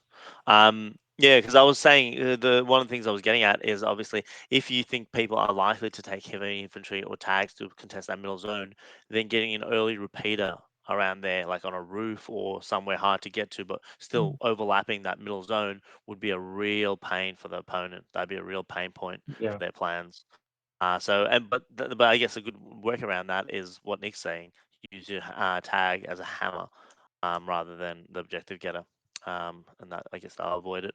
The other thing on the middle objective, if you got a warband nearby, so either the warband's on the objective or it's next to the guy who's on the objective, opponent might come out and you just ARO throw smoke on the objective, and it doesn't kill you in that order, and the smoke goes down. I'll tell you. Unless they've I'll got tell you what would MC2. be a really good objective holder is a flash pulse bot. They're cheap, Actually, so they're cheap, so that not wrong. you're not wasting points by leaving them sitting there. They've got a repeater, so they can kind of, if you've got hacking presence, they can use that as a defense mechanism. And they're fast as well. They're 6'6", so they can get there. Can you're actually not? Yeah, I don't disagree, to be honest. That's not bad at all. And they got mimetism. They get cover. They can go prone. Yeah, look, I don't think that's bad. I just think something on the console. If you can go in suppression fire, That helps. I think that's a bonus. Yep. Yeah, I think that's nice. I was, But I was just thinking, send in the combined army TR bot with the plasma rifles. yeah, that's beautiful, right? But yeah, I'm thinking if I take Sun Tzu, I think he'd be good to get, but he's a lot of points. So who knows? Who knows? We'll see. But yeah, it's just interesting. I think it's a great mission though. I really do. I think Nick's right when he says it's one of his favorite missions. I think there's good reason for that. Cool. Well, do we want to move on to firefight then? Mission 3. Yeah, absolutely. Okay. I can read this one out, I guess. Go for it. Seeing as we're taking turns. All right. So page 27 when it loads. Okay. So starting with the deployment. Someone has been very clever with the mission selection because it is again 3 consoles in the middle. It's almost differently positioned. It's almost like we designed it that way. Almost like everything was designed this way. No, absolutely. So, Peter, Henry, Kevin, and yourself have done a very good job making life as easy as possible for themselves, while still producing some good missions. But yeah, so basically, how this mission works or the deployment maps out is 16-inch deployment again. Then no exclusion zone, nothing like that. 3 consoles or panoplies, I guess, in this mission through the middle, 1 central and 1 8 inches from either side. Then what we've got is no quarter, so there's no retreat in this mission. So furthermore, there's designated landing area, so drop troops come down with a +3 or a +6 if you've got an Evo. So watch out for those Knights of Santiago. You can also walk in from any edge. So everyone is a Rasyat and everyone's a diplomat. Furthermore, the panoplies can be accessed by, I think, anybody. And you basically do a willpower check and then you pull something out. There are some bonuses if you are. It isn't just for booty. Yeah, I think if you have booty, I think you can just pick. Is that right? No, or you roll you can't twice. pick. A trooper rolls a weapon piece. What do you have? They can repeat the roll. They don't have to. They don't have to take do a a whip. willpower check. They don't have to do a whip check.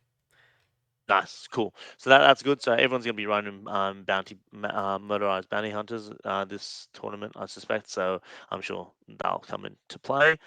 Now, in terms of actually scoring, getting points, you get 2 objective points if you kill more specialist troops than the adversary. Then you kill more lieutenants than the adversary, another 2 points. You kill more enemy army points, 2 points again. So that's 6. At the end of the game, acquire more weapons or items from the panoplies. That's 1 objective point, so we're up to 7. And then you have 3 classifieds worth 1 each. So I guess, what do you? Oh, and there's blizzards. Blizzards. Everyone, there's blizzards. Blizzards bring CDs. Blizzards. That way, no one has an excuse for the weekend. What do you guys reckon? Um, for me, another like firefights, another mission that I always like because I really like drop troops, and the fact that they can walk on anywhere is, for me, it's just great. I really like that.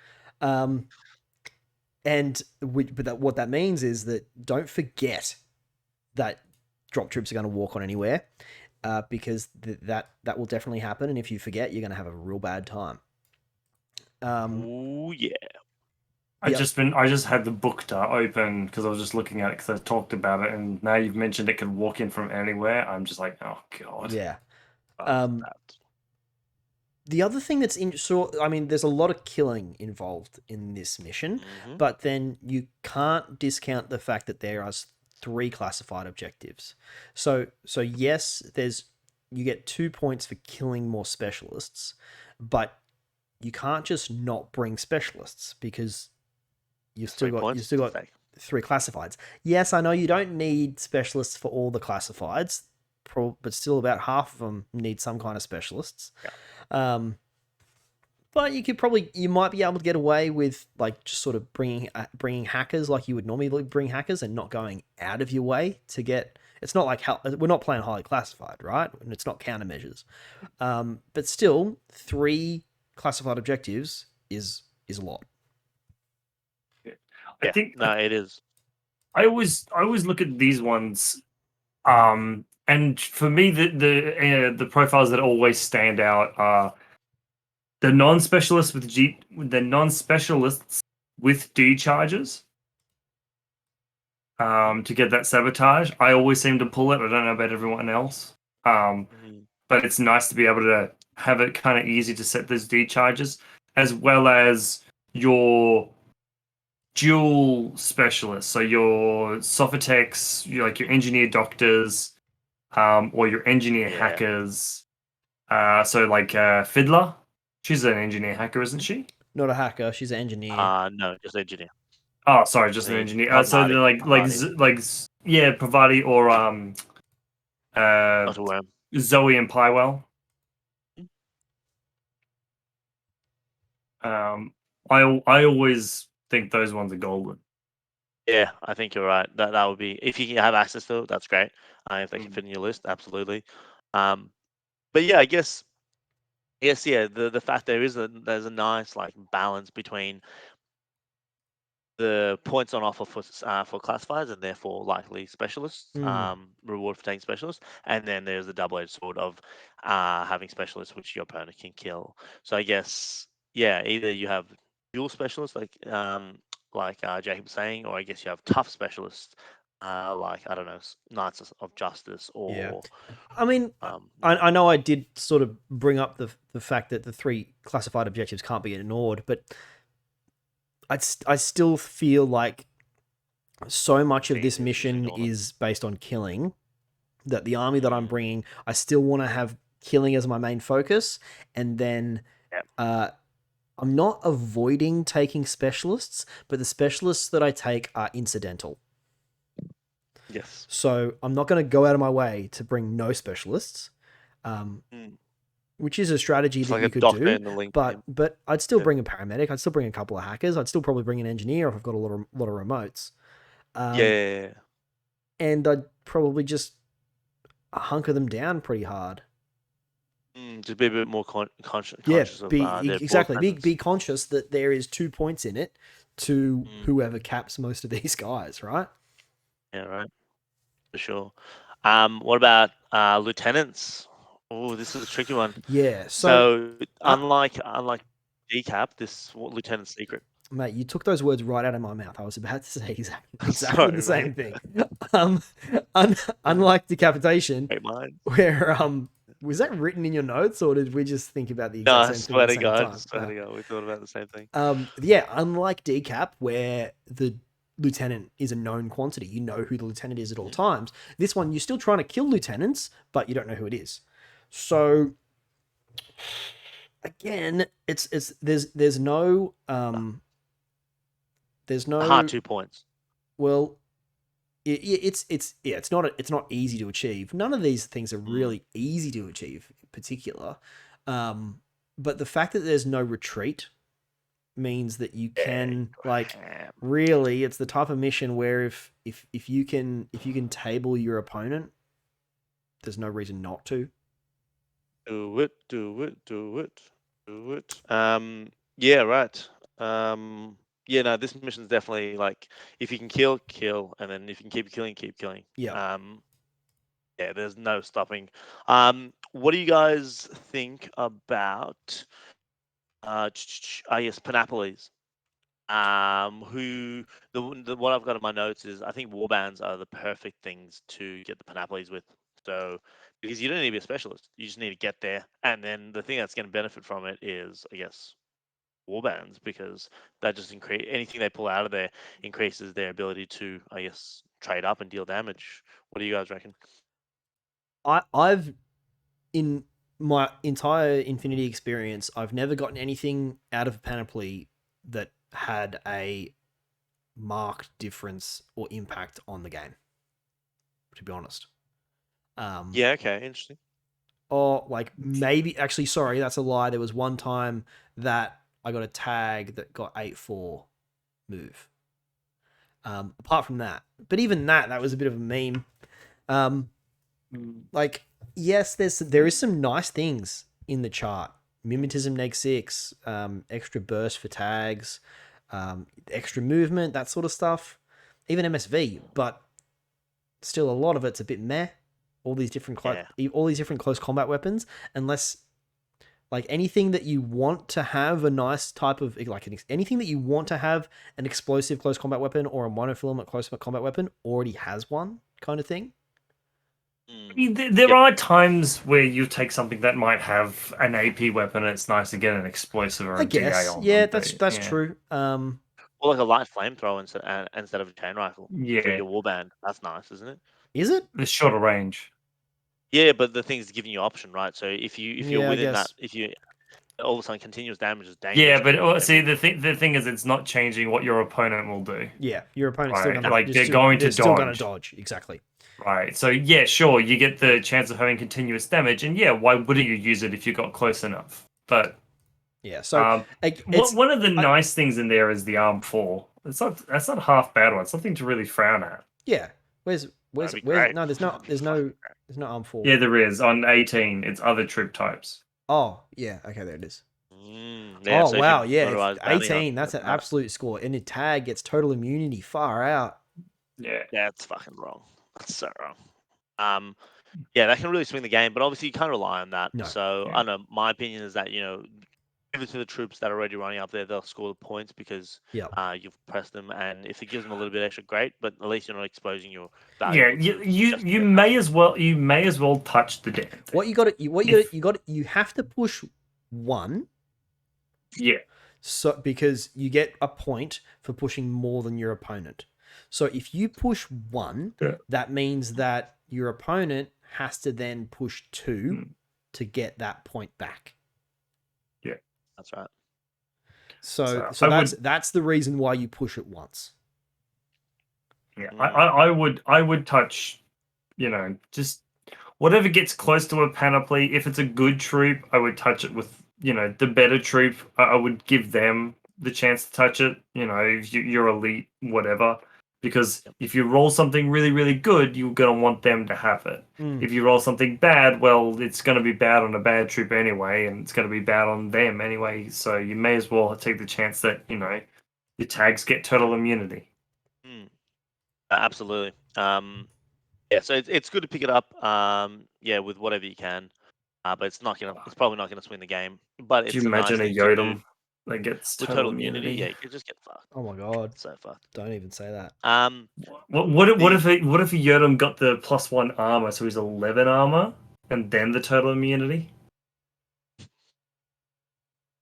Yeah, because you can 14 armor and cover. You can still get hacked. Wait, can the same model still get hacked? That's true. Can the same model still pick up shit from each one of the Panoplies? Yeah, so you can't. I think you can't repeat them. Yeah, it's got to be a different box. Interesting.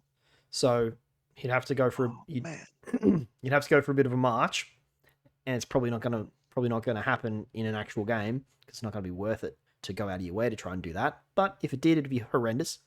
So No, I'm a 9 Sujan with explosive close combat weapon. I don't know. It's pretty interesting. But yeah, it's probably not something you're gonna do. The only other notes I mentioned that we haven't maybe covered is I think total reaction in this mission, a total reaction remote, is fucking worth its weight in gold in this mission. Just to help, if anything, if nothing else, just help deal with the AD threat yeah, coming from 360 the back. 360 visor Oh, yeah. is gonna be real helpful. Yeah, I think that's a good Particularly point to bring up early with this game. one. You don't want to leave yourself with a blind spot on your deployment backline. Yeah, I think if you're going second in this turn, and having played this, I would say if you're going second on this turn, if you a turtle, I would turtle and do some zone defense. Because your opponent is either then going to have to send a really strong piece out to try and break through like all your hiding. In which case he may have to leave that strong piece really close to you and you can pounce on it for the extra points. Or he's going to spend a lot of his points, moving up a bunch of his army to maybe react or something like that. And then you don't lose anything for your turn. Expanding on your point, Val, about TR bots, the other thing that also gets 360 vision are camo markers. So nice. camo markers in your deployment zone to guard those lines. Things that I used to do that with when I was playing Yijing, things like the Hundun, right? Because he's a camo. Actually, he was hidden deployment, so that was even better. But the principle's the same. Yeah, things like the long yard do the same sort of thing. Your Sundukbut for Hack Islam, real nice camo marker, and also with the decoy means that there's even more. Because it's a decoy, you're not actually going to be able to cover those lanes, but your opponent doesn't know it's a decoy. Projected threat. Yeah, you can project the threat, exactly.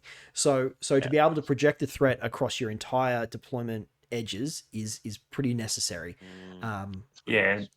Similar sort of thing. If it could be worth if you got anything with mad traps or something like that. Yes, keeping them back, putting them near the edges.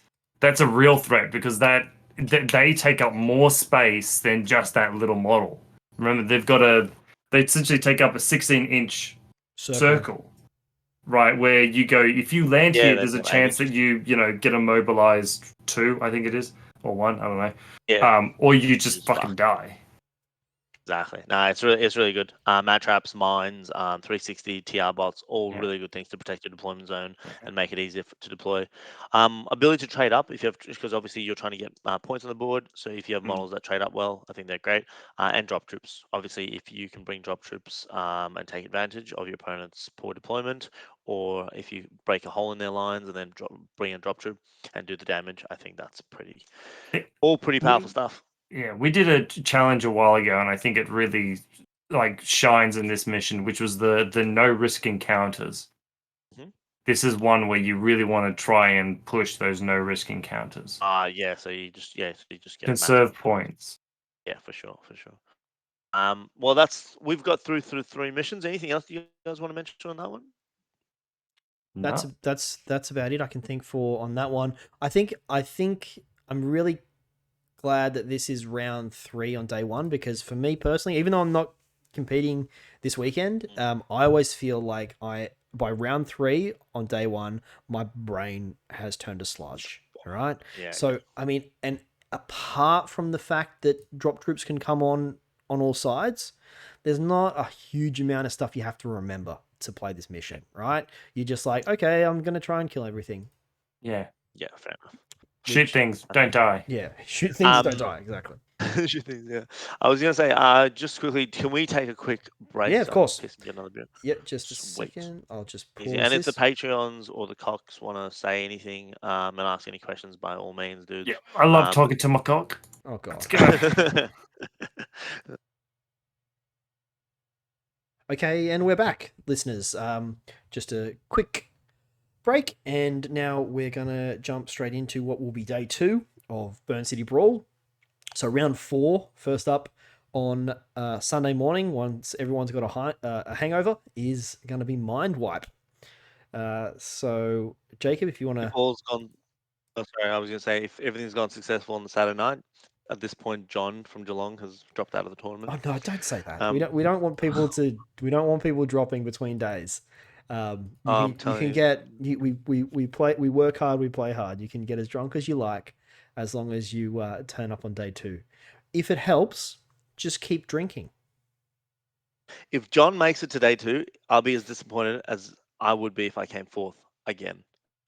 That's how disappointed I'd be. That's all. That's it. That's the last I'll say in the matter. Sorry, Okay. over to you, Jacob. So mind wipe. What's the deal? Right. So we're back to finally some standard deployment. You've got 2 consoles in. Oh damn it! Yeah, 2 consoles on the middle line, 16 inches in, and then you've got 3 objectives halfway through your deployment zone, so 6 inches in. So each player has 3 objectives inside the deployment zone. Yeah, you have 3 objectives that are yours to defend in your deployment zone. And we're trying to kill those. Yes. So you get 3 objective points for destroying the server that's containing the rogue AI. Oh, okay. So you've got 2 things in the middle, and then the 3 things in your deployment zone are servers, and one of them contains a rogue AI. Yeah. Right. Yeah. Maybe what we'll do, I'll go through how the game, like Mind Wipe, works before I go through the objectives, because it would probably make more sense that way. Different. So the idea of this mission is you go up, you touch one of the 2 consoles. You only need to press one of them. Mm-hmm. When you press that, you roll a d20. The result on the d20 tells you which of your opponent's consoles contains their rogue AI. So if you take a look at the map, it's not much point in me describing it too much. But 1 to 6 is server A, 7 to 12 is server B, 13 to 18 is server C, 19 to 20, you, as the person who rolled the dice, get to choose which server has the rogue AI on it. Yep, nice. You're then your objective is to destroy all of the servers, but the server with the rogue AI on it is worth more points. So the servers work the same as like looting and sabotage or anything like that. They can only be damaged by 2 things. One, something with anti-material, close combat with anti-material, or by your Uber hacker. Right, who has a hacking program called Data Erasure,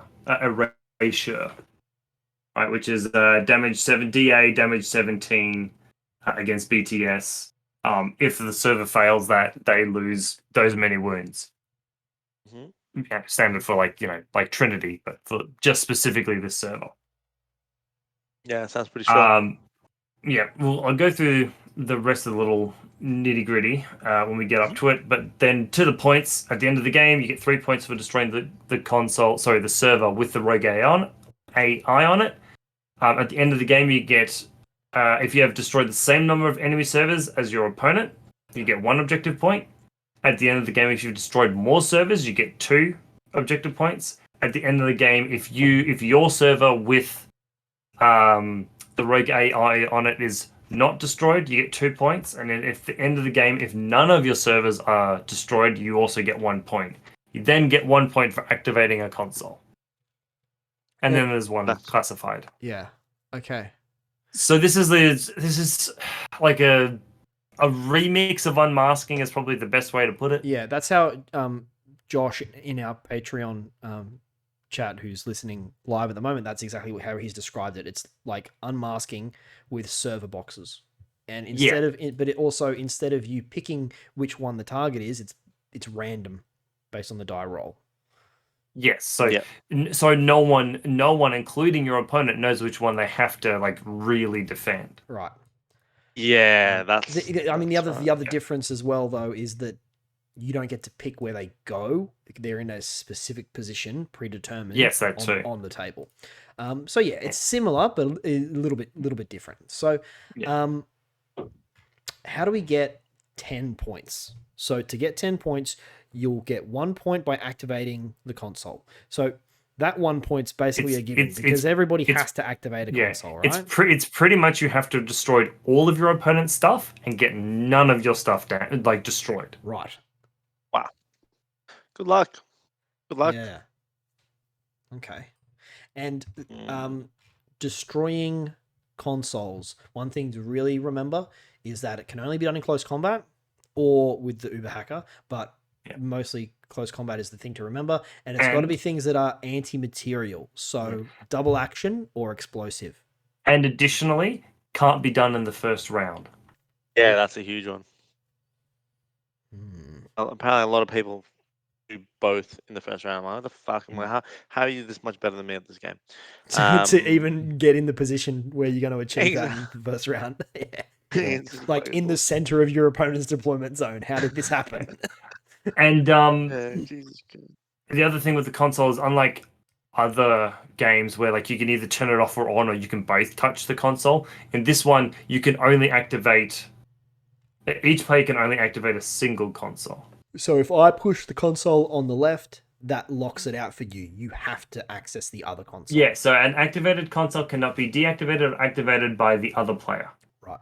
That's really important, particularly where you've got consoles that might not be deployed on ground level. If you've got a console that's on the roof of a building or something, it might be a bit tricky to get to. Then if you really push for the easy access one, or even you might even determine whether or not you want to go first or second, is to get access to the easy console. Yeah, I had an interesting scenario in which it was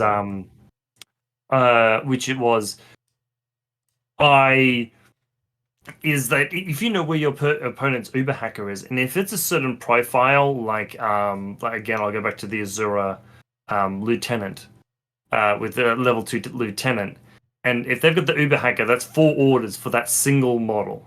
Oh, does being the Uber hacker get you an extra order? It did. Yeah, special order. It does give you a right. So turtling up the console that's closest to them, or alternatively pressing that console, means that model has to, if that's like the only hacker or something, if they want to get that bonus for whatever reason, they have to run all the way across the board.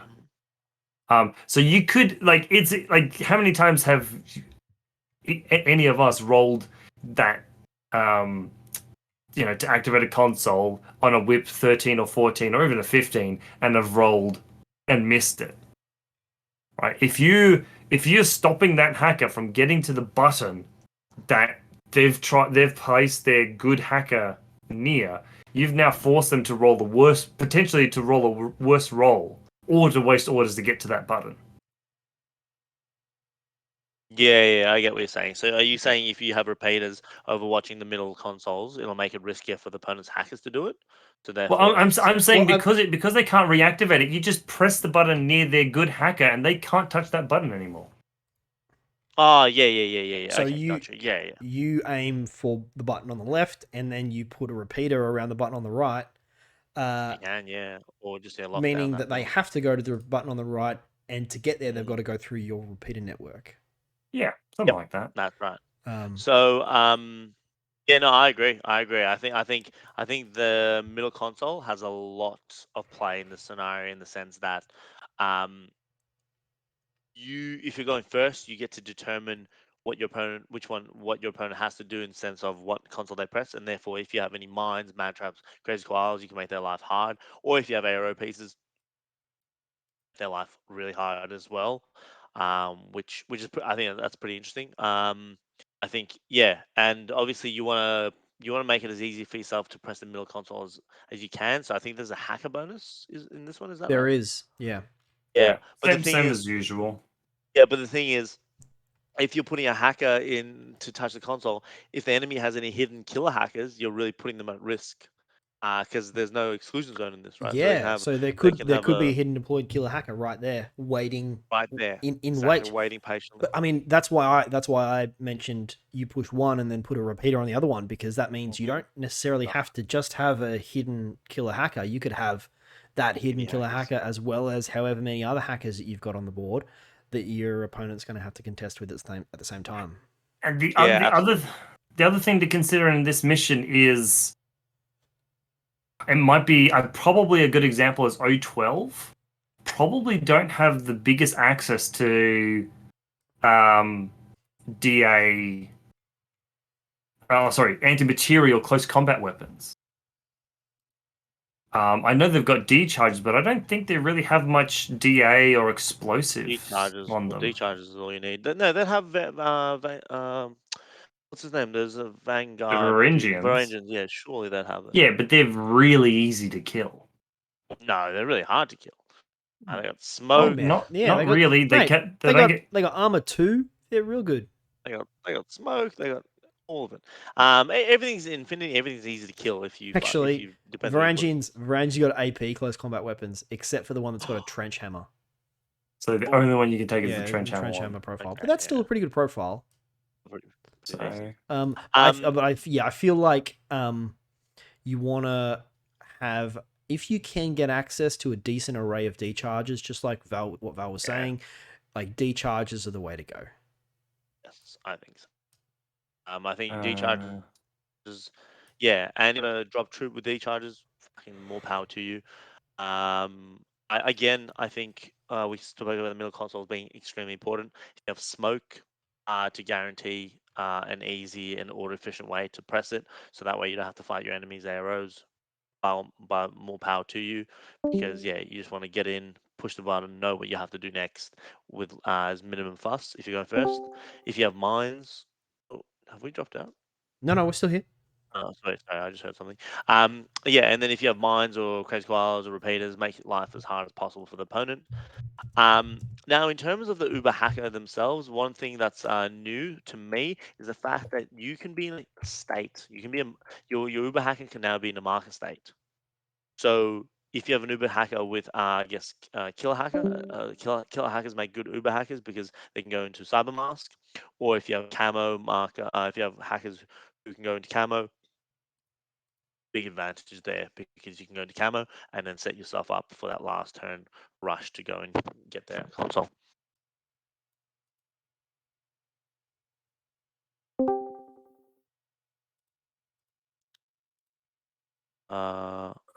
Yeah. Where's it? Hold on, I just want to remember what's the rules. Where's the rules for setting up the Uber hacker?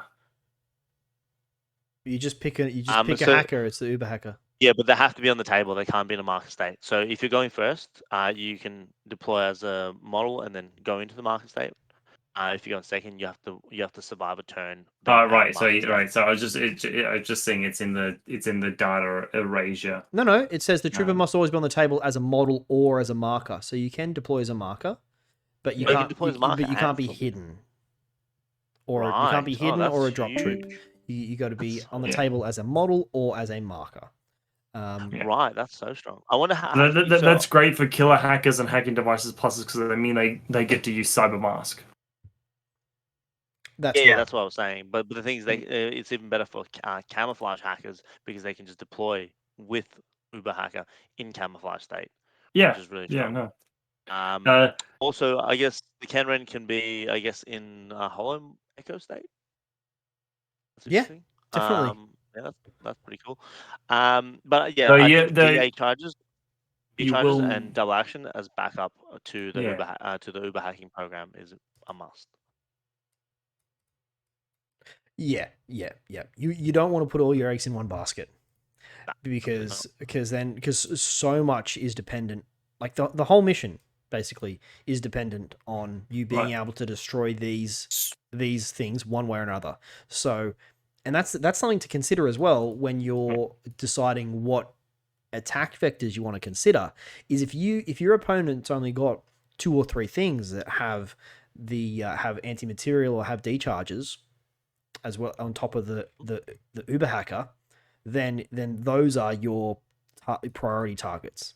that you want to take out, because the Yes. more of Absolutely. your opponent's more of those things that you take out of your opponent's list, the harder you make their game. Yeah, you can really shut down somebody if you manage to target the right thing. I remember playing one of these games, and my opponent's Uber hacker was the Razor killer hacker, and I managed to kill that, and that really put him on the back foot. I don't know if he ever even touched the console. One thing to note about data erasure is it's not a hacking program. Why? What do you mean? What do you mean it's not a hacking program? It's not a hacking program. It can't be done through repeaters. Okay, It's just an attack with the range of the zone of control of the hacker. Nice. Is it a comms attack? So if you get blacked out, No, or if you get... it's just a short skill attack. That's it. It's the same as pressing a that's button. huge.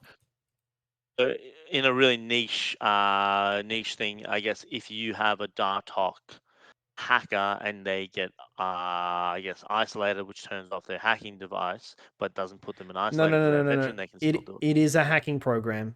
The hacker with access to the hacking program data erasure.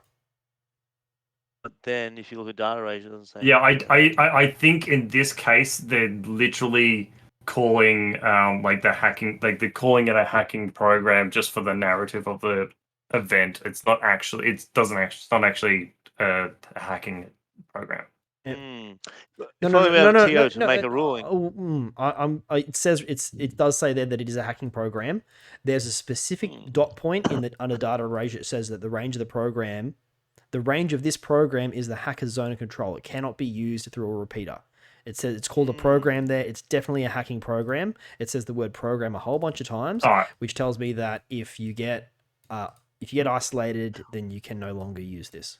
Yeah, fair enough. Yeah, the main point I wanted to bring up was that you can't do it through repeaters. Yeah, so there's that- no and- firing a picture Yep, across the room. and that is a very important point. It does have to be done through the zone control, but this edge case of it still being usable if all your other hacking stuff has been turned off does not exist. The one thing we haven't mentioned is, as important as it is to be able to attack your opponent's console, so through Uber hackers, decharges, drop troops, smoke, grenades, so you can get there. What about the ability to defend your antennas? Mines, cyber mines. Josh did bring up a good point that if you do go first, and you manage to push the button, hold on, or Jacob. you actually, Jacob, yeah, what's up? is Josh a host? No. Why are we? No, I'm just saying. Go on, sorry.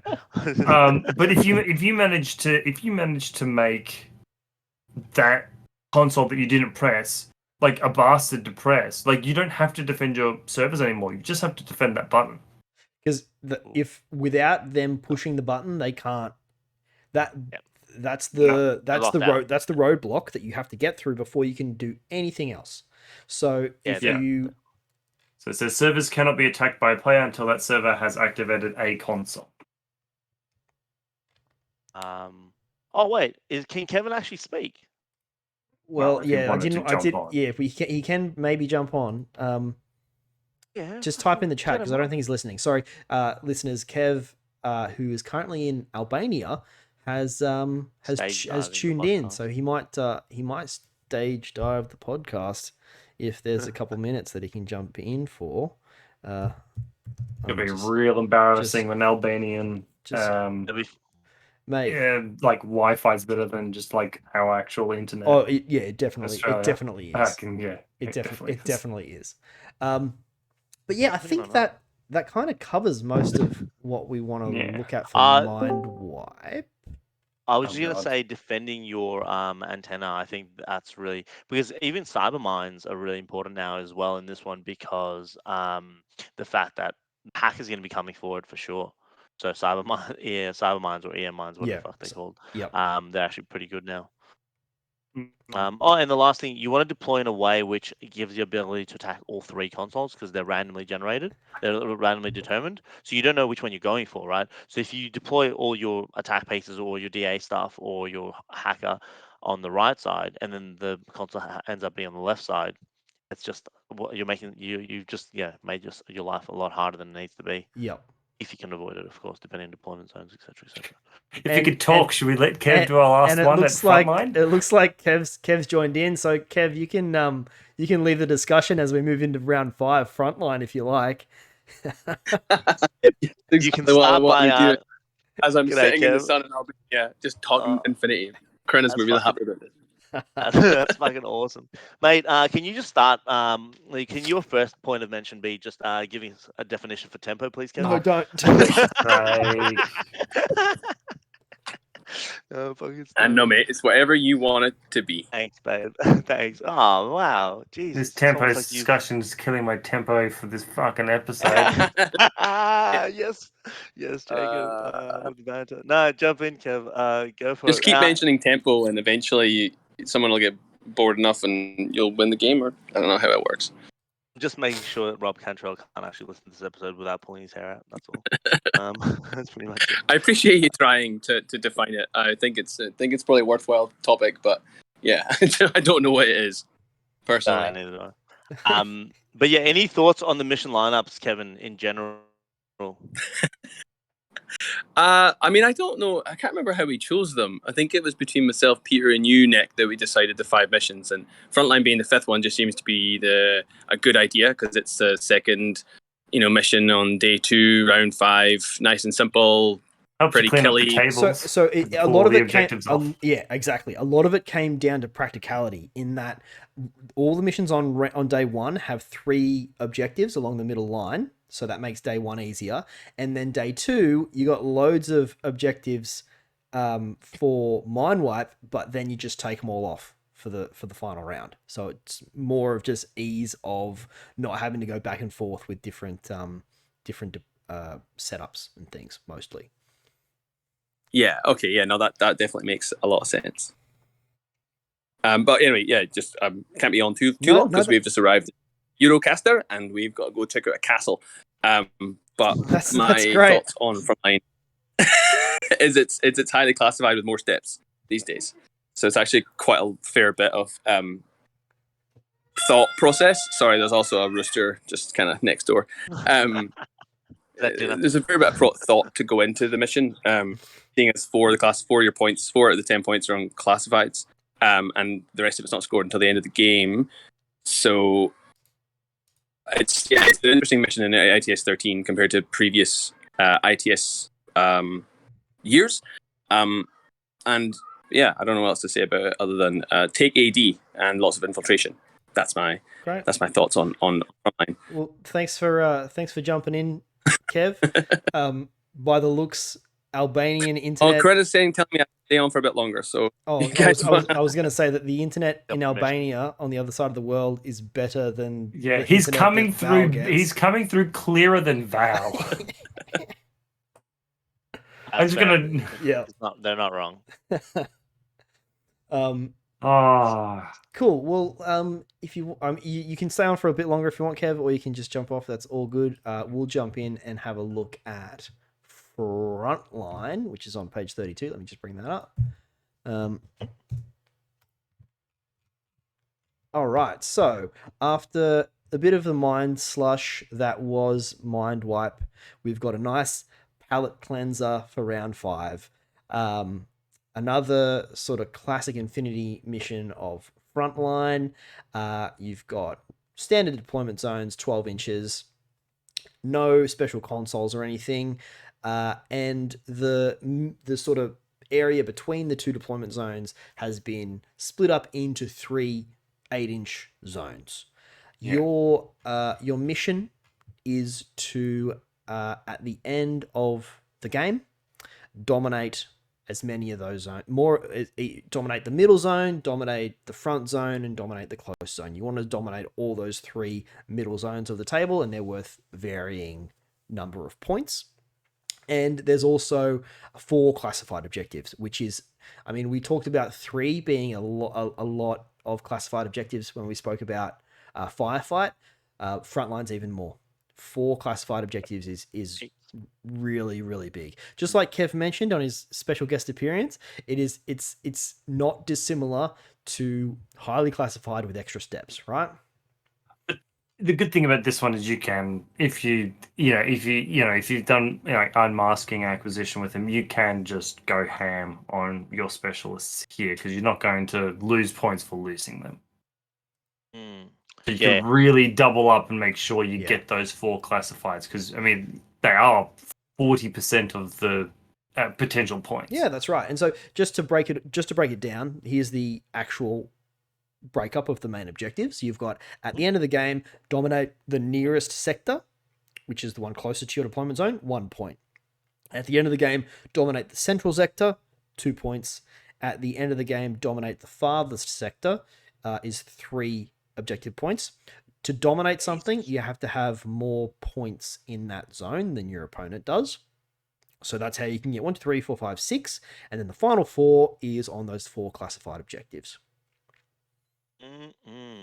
So a quick question, actually, as the TO for this tournament, how would you rule a model that is on the line of one of the zones?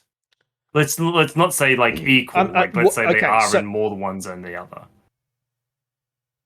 They're in.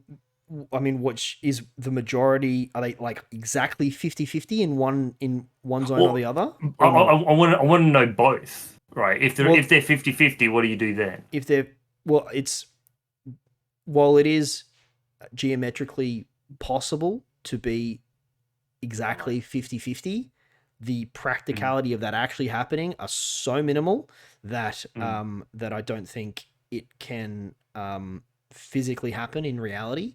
If somehow it did, and it is, even if you got a laser and you measure it from all different angles, if you can't determine which zone it's in, I'd probably have to roll a die to say which one it's in. Fair enough. I think it actually is mentioned in the ITS doc. You are 50-50, you just choose which one you're in. Really? Oh, but the likelihood, like you said, the likelihood of that happening is very slim. Like you say, you'd probably call a TU over and then get that measured. But I guess you could just be like, I'm choose. But the likelihood of that actually happening is so slim that more likely is that you're partially in a zone, and if you're partially in the zone, you are inside the zone that you are mostly in. Cool. Awesome. I got some strong opinions on this mission. Do you? Yeah, well, I think the mission's great. I think it's a really awesome mission. Now, I think the main thing you want to do is get a classifieds, because when you get, depending how many classifieds you can achieve early, I'll give you a much easier indication of what you need to control in terms of zones to determine victory. Would it give you tempo? Do you think almost give you tempo? Wow. Do you think if you got? Kevin's ended the chat. I just knew there was going to be a tempo discussion. I had to hang around for it. Do you think if you got the classified objectives early, you could get tempo? I think you could get something akin to tempo, whatever tempo may be. As no. I'll tell you what, you might not get tempo, but you would get objective points.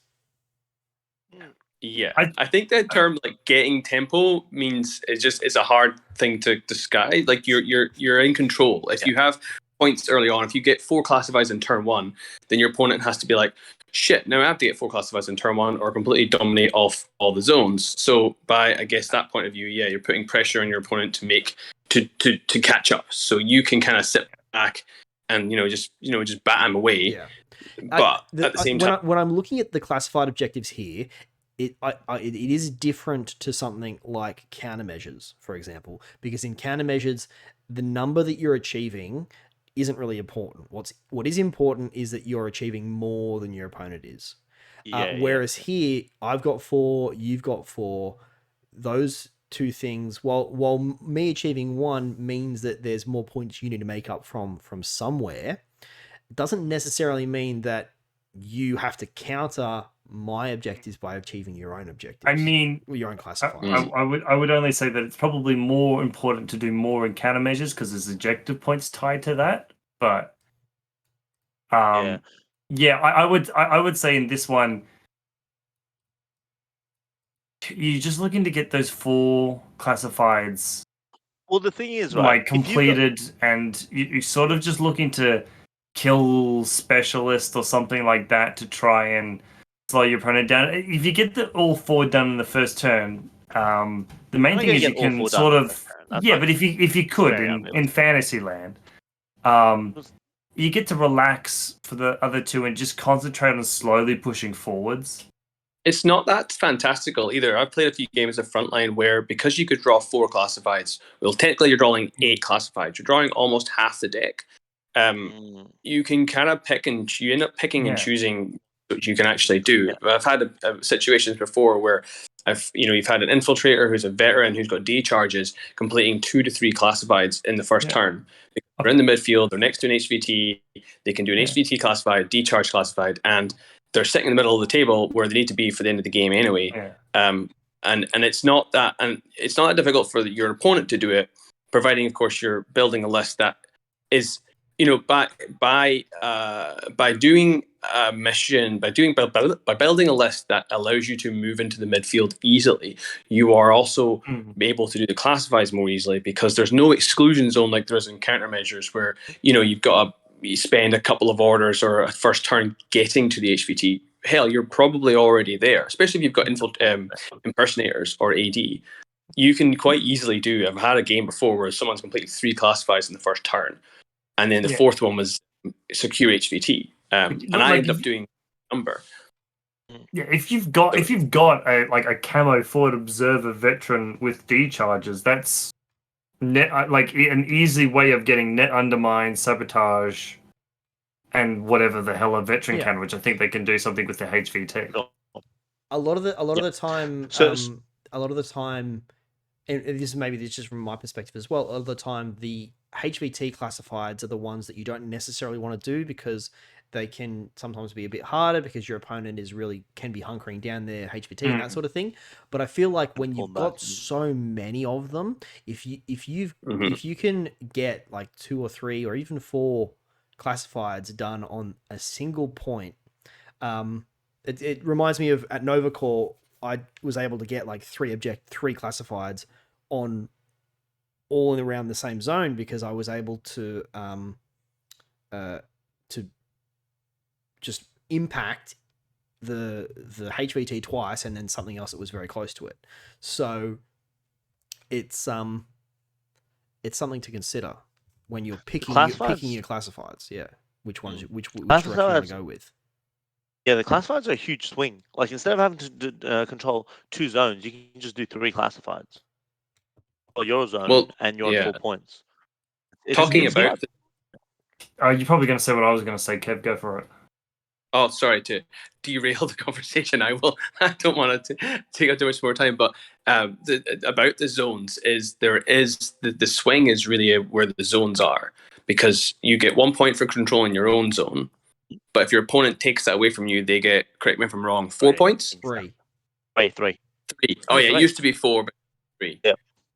Yeah, and the middle zone can often be what determines who wins, although I believe the middle zone is slightly less important now. I could be wrong. It's worth 2 points. Is that correct? 2 points. Yeah, that's right. 2 points. Yeah, but if you just fight on holding your own zone, doing classifieds, you're in a good spot.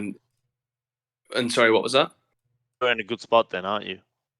Then you're in a good spot, because really then at that point, if you can just stop them from holding their own side, because what happens then is they try to take the middle, and by taking the middle, they're potentially leaving their own side not as well defended, which is where things like baggage spots are really, really useful.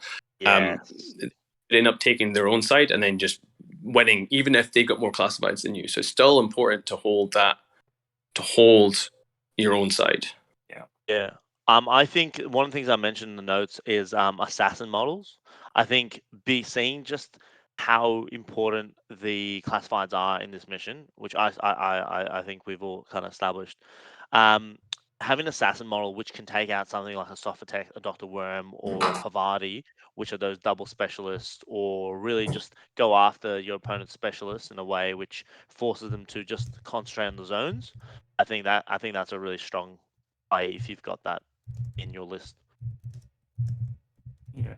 The other thing to mention with this particular mission is it does have Intel com. So Yes, yeah, you you can classified. choose to take the value. So if you'd ever take to look at a classified card in the very top right-hand corner, there's a number ranging from 1 to 20. You can pick one of those to instead be an Intel com card, and then at the end of the game, you can add that number to whatever zone you want. It's often the And easiest one to do. Have the highest value. Like I think Extreme Prejudice is 20 points. yeah, so if you get extreme extreme prejudice or predator is a good one. If you are not a particularly melee heavy army and you draw predator, it could be and like the other one's not useful to you. It could be worth you drawing predator, Trading it. using as an intel com, and then just going and trying to get secure HVT if you really want to get 4 objectives plus have the intel com card. No, you can't do that. So you do. I was about to say. I was hoping You someone lose would correct me. You lose an objective. You do. You can only Okay. gain 9 objectives. You use Yeah, a Intel com. I was wondering that. I wanted someone to correct me on that. Which makes me wonder like how likely you are to do it, given that your maximum point is 20 and it's extreme prejudice, which can be quite easy to do. Exactly. Unless of course you've taken lots of models with AWI or dogged, which is actually a tactic for classified heavy missions. Is if you just make sure that all of your guys are dead, then your opponent can't do classifieds off. I think I played a game against Rob Cantrell where he did that with a lot. I think we played countermeasures and he was running hack, and almost everything was dogged or NWI to the point where I'm like, fuck, stop dying! I can't do anything off you. So good tactic as well if you are running lots of dogged and NWI. Yeah. What about civ-evacing your HVT, considering the opponent likely has at least 1 or 2 classifieds to do with your HVT? I wouldn't go out of my way. Yeah, too hard. I'd probably want to do that more so in Mind Wipe. Yep. Yeah, I wouldn't worry about your I wouldn't worry about your HVT for the most part. I think, other than maybe I think follow up and depending on what your army list is like, the designation to spotlight the HVT. I think most people ignore like retro engineering and inoculation because they're just too hard to do. So that's what 10% of the deck they might pick, maybe, and at that point, like they're already doing it through the wall, so you may as well not worry about it. Those ones aren't too bad to do. You're thinking of the ones that are at the end of games. So you're thinking the civ-evac and capture or whatever it's called, but inoculation you just need to. I think Val was saying, do you bother civ-evacing your HVT into your deployment zone so they're harder to get to? I mean, it's a there's lot a few of them. It's a bit of effort. I think it's not a bad idea. I'm just saying that retro engineering and inoculation are the two ones that I think a lot of people don't want to do because they're really difficult. Follow up and designation. No, designation. Yeah, is it designation or data scan? I don't know. No, designation you have to do 2 forward observes or on 2 an enemy spotlights model. On an HVT. Yeah, so that one people tend to do because you can do through a wall. Yeah, you can do it 8 inches away. You don't have to spend you don't have to get base contact, etc. And in that case, there's a sensor and MSV one as well. But again, the problem with that one is you have to, other than the sensor one, you have to see them. And to see them, yeah. That's right. But yeah, look, it's an interesting mission. How do you boys feel about this as your round 5 mission? Because Val, we know you're going to be on top table, mate. With my 6-game losing streak, or 9-game losing streak, or 10-game losing streak, absolutely. You've got it out of your system. I think ISS for doing something like Frontline because they have really reasonably decent AD troopers and they've got ninjas, so they can walk stuff on at the end of the game. And they've got Sujan who can. Sujan's good, yeah, for sure. They can absolutely. I think as a last mission, I think this is a good one. It's complicated. It's complicated enough to not be like firefight at the very end of a long day. But it's simple enough that, if you're only half recovered from your hangover from the night before, you might have a decent chance of concentrating on it. Or if you're being fucking roofied by Val, you'd be all right. I don't know if you discussed this probably earlier on in the cast, but have you mentioned which armies you think will be good in this lineup, or at least this? No, we haven't actually. No. That's a great question. OSS, always OSS. Every single time I see mind wipe and unmasking, all I can think is OSS. I'm thinking combined army is super strong in this. Nomads, yeah. I reckon Nomads will be real nasty as well. Lots of forward deploying crazy koalas and shit like that. Any army with access to impersonation is solid in this lineup, especially for frontline.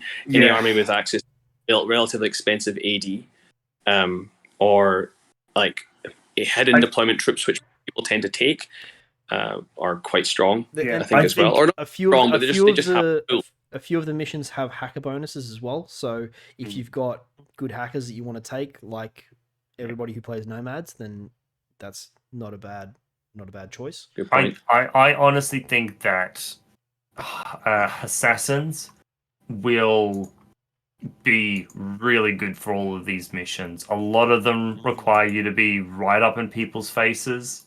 For days, fucking brilliant really at that. They've got good hackers. They've got they've just flat out got Leah Sharif, who's not hugely expensive. I don't think she's not. I don't see Leila at all really in anything outside of Rama Task Force these days because if you're assassins, just take Barids. If you've got the Bokhtar, you've got a paramedic. Your guy he's a paramedic, heavy infantry with MSV 1, who's a veteran.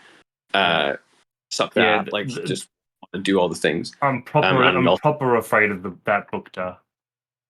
In fucking firefight, he scares me. And then you've got the Asawir. Oh yeah, in firefight, that's a really good point.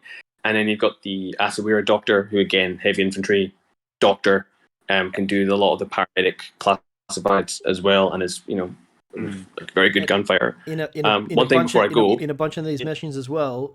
Speaking about assassins, you've got McMurrah in a 16-inch deployment zone, which is a great spot for him. I got him as well. I forgot about that.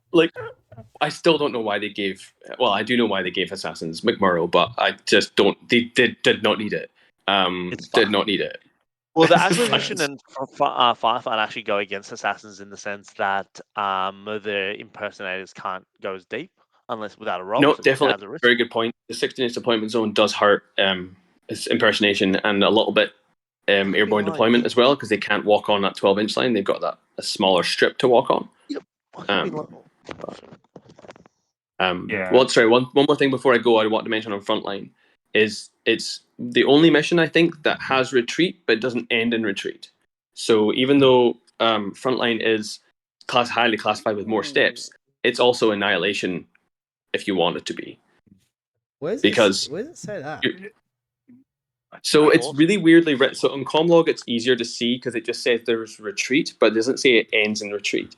And on the ITS document it just says the game will end at the game will end at the end of the third round, but it doesn't say there's no quarter. So it's a funny, I don't know if it's missing a paragraph, but it's been like that for 3 seasons. So I'm assuming it's intentional. Because usually it says the game will end at the end of the third round, and there's another sentence that says if one of the players starts their active turn in retreat situation, the game will end at the end of that turn. So you can go into retreat, but if you go into retreat, the game goes on, and you just stay in retreat. Yeah. So if you can kick the absolute shit out of your opponent, you get just a bunch of turns to do whatever the hell you want. Essentially no quarter, but worse for you if you do go into retreat. Yeah. And the one... Yeah, and the one other thing to mention about this mission is it does have Arctic territory, so anything with total immune or Total terrain. total immune, terrain total. gets an extra range. Is there a different terrain that gets the The mountain one. Mountain, You gotta love yeah. that extra. Yeah, things like the Sphinx. A lot of Shazvasti work really well here. Fiddler, the Sujan. Motorcycles still in ITS 13 as well. Motorcycles are going to be everywhere. Yeah. Like, So get if me you ready really, for if you want to, well, if you are on, if you're on top table, you're probably not going to be playing someone that you can just annihilate, but you can just go into the game with that thought, because you're not going to be you're not going to like smash your opponent to bits and then they complete one classified and they win. Like that won't happen. The game will continue. Yeah. So if you want to just run real hard into them, kill them all, and then just be like, cool, you're in retreat. I'm just going to do my 4 classifieds and dominate, and then I win. Absolutely. Very interesting. Yeah. All right. I think that mathematic is so strong. We'll let you go then, Kev. Thanks for yeah. Thanks for jumping on. It was great to see your beautiful face. That's awesome to see, man. Enjoy it. Thank you. I've been working on my tan in Europe. You have a great time, mate. Yeah, no, looking good, mate. You're looking very, very fresh. Catch you in about like a month when I get back. Awesome. How do I get this thing? See you then, man. All right. Good night, guys. Bye. All the best. I also just realized that Val's just decided to start reclining on his. Yeah, couch. I just noticed that then. Oh, he's I could pulling have been doing this the whole time. Yeah, I can't believe it didn't click. Paint me like one of your French girls. That's exactly what I was thinking. Cool. Right. Well, I think we could probably this is wrap great. it up Wow. then, unless there was any final thoughts you guys wanted to talk about. But we can cover off on sort of army selection and that sort of thing when we do our post-event wrap up. But what are your final thoughts? Do you think this is tag friendly? Is my question. Mission lineup. It's not. It's not tag unfriendly. It's not tag hostile. Yeah. It depends. I think it depends on unmasking and mind some of these missions definitely. But it also depends on what tag you're talking about. So there's nothing in here that shouts out I 100% want to take a tag, but you can still, there's tags you could take for each of these missions and still achieve them. Tags are good and tough in firefight, but they're also worth a lot of points. Yeah, I mean tags are good tags are good in frontline for holding zones. If you can get a tag up to your furthest zone, then that's a lot of points that you can stick in there to claim that zone. But then, if you've got a lot of points to lose. But no, frontline's not based on. No, but it just means that this big chunk that could be holding that was holding this thing is now just gone. Sure, but yeah, I'm talking about how to win, not how to lose. Killing tags helps you win. Yeah. So I think that they're not tag unfriendly, but they're also this is one thing that happened with the Nova Core wrap up, right? Gav wanted to make some missions to kind of unfriendly. I wouldn't say tag unfriendly. I would say that he wanted to try and nullify heavy alpha strikes, but in doing so, he had all these missions with exclusion zones, which meant people, instead of spending points on things that would go in the midfield, they spent points on things that would deploy in the deployment zone. And nice things to spend points on that deploy in the deployment zone are things like tags. So we don't really have the same. I don't believe that it's the same setup with this lineup, but I still think tags are very strong, and there'd be no reason not to take them.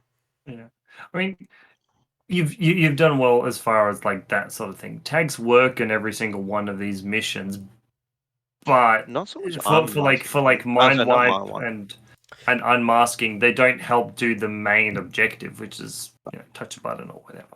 But I mean, they've still got specialists inside of them. When you say mind wipe, there's plenty of tags that have close combat weapons. Like true. Yeah, I don't know. mean, this is just my using experience, but Blue Wolf has a double action close combat weapon. Yeah. The Guija has a double action So close combat weapon. You're like, yeah, you're the Leroy has the explosive. exactly. Oyuroi has explosive close combat Oh, weapon. what's his face have? The Avatar. Agamemnon. Geez, I don't know. I think he's got DA. How do you, I don't know, split it? I don't know. Yeah, I don't know about DA. you, Jacob, but I've been deliberating on how to split my list between these missions. It's been a fucking nightmare. I don't know about you, but I've had a real rough time. I'm having seen Frontline. I would probably say like mind wipe unmasking Frontline, and then potentially I'd say Acquisition my like specialist list can do all of them except for firefight, in which I would take less specialists to try and preserve my points. That's what that's what I'm now thinking about, which makes me a bit happier because I like my mind wipe unmasking list a bit more. Because trying to condense a specialist is always a pain, and the Drall, unfortunately, is a specialist operative, which makes him a liability, where he's normally not. Yeah, because in Frontline, the only specialist things to do are the classified, and the specialist operative doesn't help with that. No, not really. So I can see people running one list for 4 missions and just changing for Frontline. For firefight. Yeah, interesting. That's a good point. I was going to go the other way. I was going to have one mind wipe list and then everything else, but I don't think that's going to work. Yeah, I mean, like mind wipe is probably the one mission that is most different from the others in that you are restricted by the exclusion zone. But apart from that, I kind of agree. I kind of agree. The only one where I would say you kind of need a hacker. I mean, obviously, TAC probably if you're playing Ariadne, you're probably not going to end up having one. Sorry, I'm not talking about mind wipe. I'm talking about unmasking. That's what I meant to say. Unmasking. Yeah. So which I don't know. I do think that I could probably even see myself kind of not taking one list, but taking 2 lists that are very, very similar. Yeah. Okay. I think fair enough. I think you'll find you just sort of for some lists, for some armies, I should say, you just sort of see that your list for firefight just has a few less specialists because you're just trying to preserve those points. Yeah, and I think the last thing but I think you're gonna if you want to bring drop troops, most of these missions you're gonna have a good time. If you want to bring, yeah, that's a very good point. Actually, drop. Thinking about this. Sorry, go on. No, you go. Thinking about this, I was just going to say, especially you and I, Val, as players, what's one thing that you see being like frightening to see across the board with these missions? Like I mentioned before, I'd be really afraid of a Bukta in these missions. A Bukta in a mind wipe. Sorry, not mind wipe. Unmasking, landing in that strip, and just walking across, killing HVTs is a scary prospect, especially because you can't defend against smoke, as well as obviously being able to like then you get firefight. You've got this really tough, really good attack piece that just lands behind you. Yeah. And it's just nasty. Me, what I'm not looking forward to in these missions are 2 things: anathematic, and motorbikes. I think the motorbikes will be a nightmare on the 16-inch deployment zones. They'll be right in your face real quick. That'll force you to put up arrows. And they're so cheap that they'll trade up pretty nicely. And they have mimetism, so they'll be hard to kill. And in terms of anathematic, the anathematic on frontline will be able to do heaps of classifieds, hide its position, and choose what zone it takes. On mind wipe, it's very obvious it'll get like 3 orders to itself. And it's a super hacker. And in unmasking, I guess it's not bad either. So that's the things I fear: motorbikes and anathematic. Well, guys, I think we can probably wrap it up there because we've been going for a little while now. So Yeah. let's just let's sign off, and then we will see a whole bunch of you this weekend. Can't wait. Can't fucking wait. All right. Well, Yeah, try and get down on Friday. Get a drink. we can socialize. Help we set can up use all the tables. help that we can get to bump in. Absolutely. So looking forward to seeing as many people put down on Friday, and then Saturday, Sunday for games. It'll be great. Awesome. Cool. All Well, right, guys. Well, thanks again, fellas. My name's Nick, I'm Jacob. And I'm Val. and you've been listening to Loss of Lieutenant.